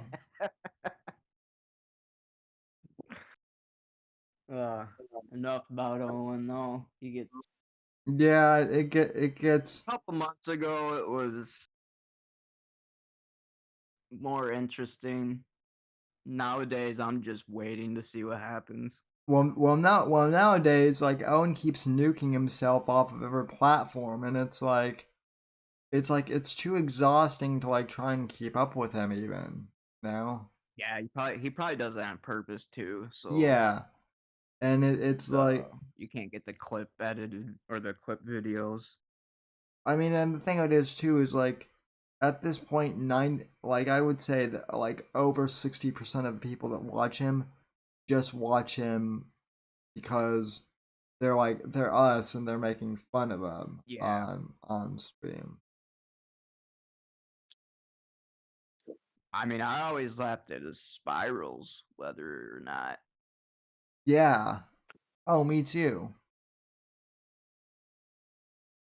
I mean, I mean, funny thing about him, he legitimately actually isn't a funny comedian. No, he's not. He's okay with riffing with people online. I mean, he's even bad at that. I mean, Yeah. I mean, I'd say I'm a better riffer than he is. So, I prefer you much more than Owen. Lord. I mean, he can't even run OBS by himself. He has to have COD do it for him. It's not my Ethernet cable. So, yeah, Will goes. Owen prefers White Claw to beer. Yay. Yeah, well, I mean, Stam. Yeah, he. What's that? Keck. Do you want to know the real reason why people watch Owen Benjamin? Because they want to see him, Chris Benoit, his family, and himself live. That's why everybody watches him. They want him to be the next Chris Benoit.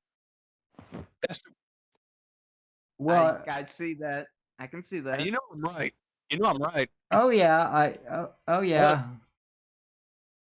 I mean, Other than that's that, not though, I why really I don't give a watch shit them. about Owen Benjamin. I don't watch the show or anything. I'm like, I don't care. He does his own shit. You know, whatever. It's not his. He's not my cup of tea. I'm I'm just waiting for him to do the inevitable. Yeah, no, I wasn't going to bring him up, but like I wasn't even going to bring him up, but I didn't realize that that's how Three Olives found me initially was because of the Owen stuff. So, um, but yeah, the other thing is Owen claims to be uh like a very like musically knowledgeable, but he's not at all. I'm not even a professional musician, and I know more about music than he does. When I watched him on D Live, it was literally only like the same 3 songs, like Pink Floyd, Gunner's Dream. Yeah, and he doesn't even know that much about, like, I'm actually a Pink Floyd like fan, Oh, I love them. and They've been my favorite. he doesn't know anything other than other than Breathe in the Air and Time. So he uh he didn't even Hello? know who David Gilmour was.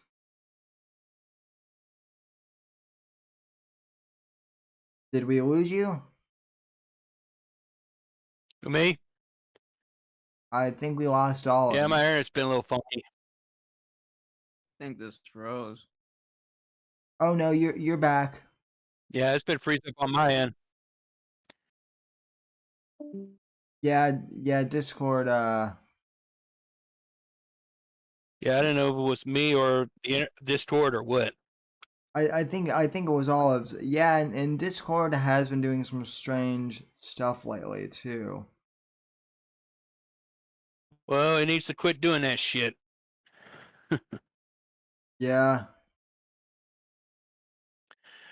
Oh, Sam, do you know what tomorrow is? On the Uh. 1st? Oh my. Well, I know it's Monday. I'll give you a hint. 9 years ago, America lost one of its greatest icons.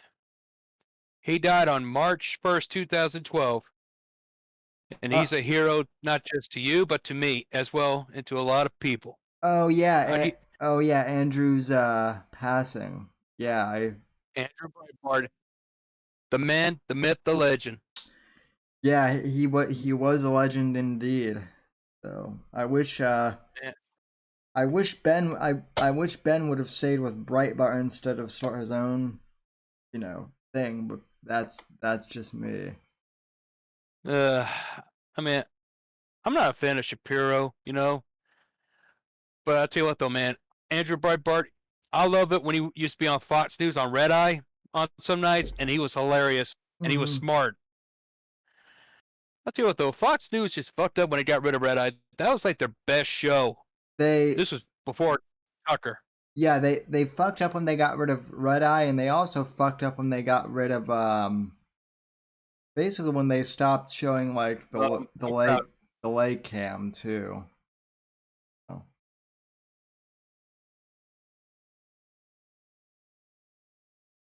Yeah, the lead cam. I remember the lead cam. Yeah. Right. See what you wrote about Roger Ailes. He was a genius, Yeah. and he was the man at Fox. Yeah, I Ever mean, since he died, just Fox sucked. yeah, but I mean he was also up there in age too, so it wasn't really surprising when he passed, but yeah. Yeah. But as far as Andrew Breitbart, I was I cried I cried when he died because he was like one of my favorite people. Yeah, I And it hit me. I was like, oh man, and it made an impact, on the conservative movement. But in a way, I think his legacy lives on. When he in the alternative media, his influence. Guys like you, Vincent James, people like that. You get what I'm saying? Yeah, no, I cried when Andrew died. I mean, hell, I cried last Wednesday when Rush died too, which it's it's kind of I wouldn't say it's ironic, but it's interesting that Rush passed so close to Breitbart's death because Rush was the one who inspired Breitbart initially. I don't know if you knew that or not, but I did not know that. But I'll tell you what, though. I mean, if it was for Rush Limbaugh is the man. If it wasn't for him, you would not have podcasts now. You would not have like Joe Rogan or Alex Jones, or any people like that. You get what I'm saying? yeah, no, this medium would not exist at all. So, but yeah, Yeah. welcome back, Olives. I think you're back now. What's up? Yeah. Yeah. Breitbart was so amazing. Yeah. No, he was funny too, and so was Rush. They were both funny. Yeah. I remember Andrew one time on Red Eye there was a segment about they were selling some company was selling powdered wine or whatever. People churches were buying it for like communion or whatever. Oh yeah, I remember that. And Greg Gutfeld looked at Andrew said, Andrew, what do you think about this whole powder wine stick? Powder wine? Hang on. And he pulls up a plate with like powdered wine in a line, and he grabbed a straw and he snorted on air. He snorted powdered wine on air. I was like, oh my god, this dude fucking rules. I remember that. I also remember when he would like. I remember he was on Dennis Miller's show once, and he's like, if anyone out there is a seamstress, he's like, I'd like you to make me a Captain Capitalism cape so that I can run through Occupy Wall Street, throwing free money at them. So yeah, he was hilarious. So. His videos on YouTube are good to watch. Yeah. Yeah. And there's another thing on Red Eye where like they were talking about something. I think it was marbles, and then Greg turned to Andrew and said, Andrew, what do you think about this whole marble thing? All of a sudden, Andrew started spitting out marbles out of his mouth, and he started pouring them out of his hand. Started pouring marbles all off his vest and all that, his jacket. I was like, yeah, my God, this dude's just nuts. Yeah, I remember that. One more thing. You remember? Oh, go ahead. Oh, and can we talk about Andrew Breitbart at Anthony Weiner's press conference? Yeah. When he stole the show. That. Oh shit. I was like, oh my God, I wish we had him now more than ever. Oh, I mean, my whole thing is, if he were around, because people forget this, but he died like before Romney was even the nominee, and had Breitbart still been around, I don't think we would have gotten a second term of Obama. I don't. So. I don't think so either, because I don't think Romney would have been the choice. I don't know who would have been at that time, because who knows? It might have been Herman Cain. That could have been the nominee. I don't know. That was my pick at the time. So. Hey, I voted for Herman Cain. I liked him better than the other people there. Mm-hmm. I mean, I would have voted for him, but I was 4 months shy of turning 18 at the time. So. I have a thing. What would happen if Breitbart was still alive and he worked for the Trump administration? Whew. Oof. Imagine him as the press secretary. That would have been great. I think they took him out every day. No, I mean, I've heard that, but I've also heard from people that knew Andrew well that he had a congenital heart, defect because he was adopted too, so no one knew his biology, and I guess like when you're adopted, there is certain genetic stuff that they don't have information on. So yeah, I don't know. Remember the I mean- video he was supposed to release, and then he Yeah, died. about John Podesta. Yeah, he was supposed to release something about John Podesta, and he got murdered. I think he got killed. I think, I mean, hell, at Congress at a session, they were talking about heart attack guns that they developed. That's There was video. Who knows? They might have used that on Andrew, and his coroner. Hell, he died. Not long after he did autopsy on Breitbart, he died. Yeah, So who knows, man? that was he just out jogging? Yeah, it cranks up the noggin. Yeah, that was pretty weird.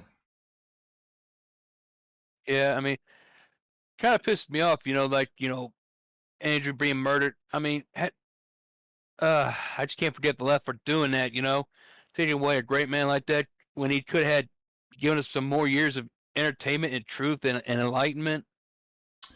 Yeah, well, Exposed so much. I'm honestly surprised that they didn't try and take out Trump during his. I mean, for all we know, that they did and just failed. Well, I imagine they tried to kill him multiple times and they couldn't do it.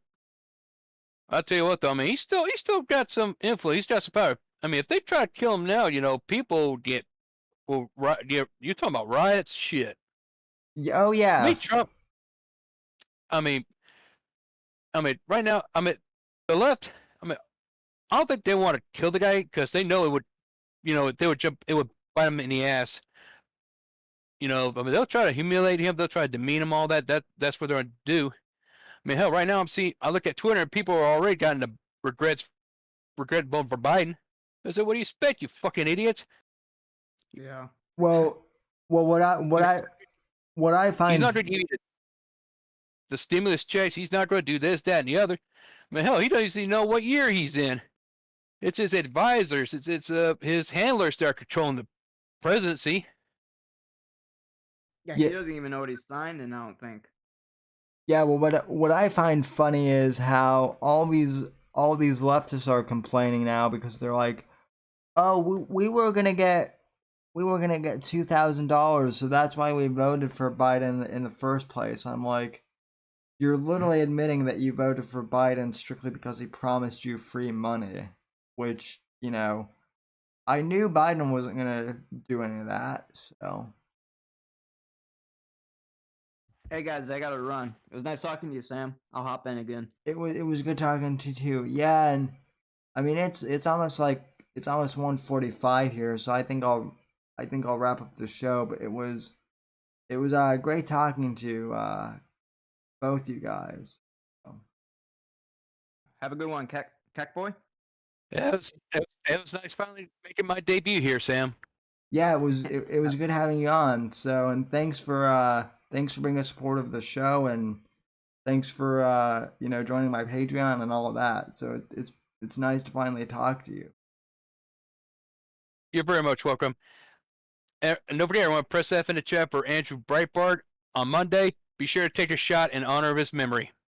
Will do, for sure. I'll probably have a video on the channel in his memory. So.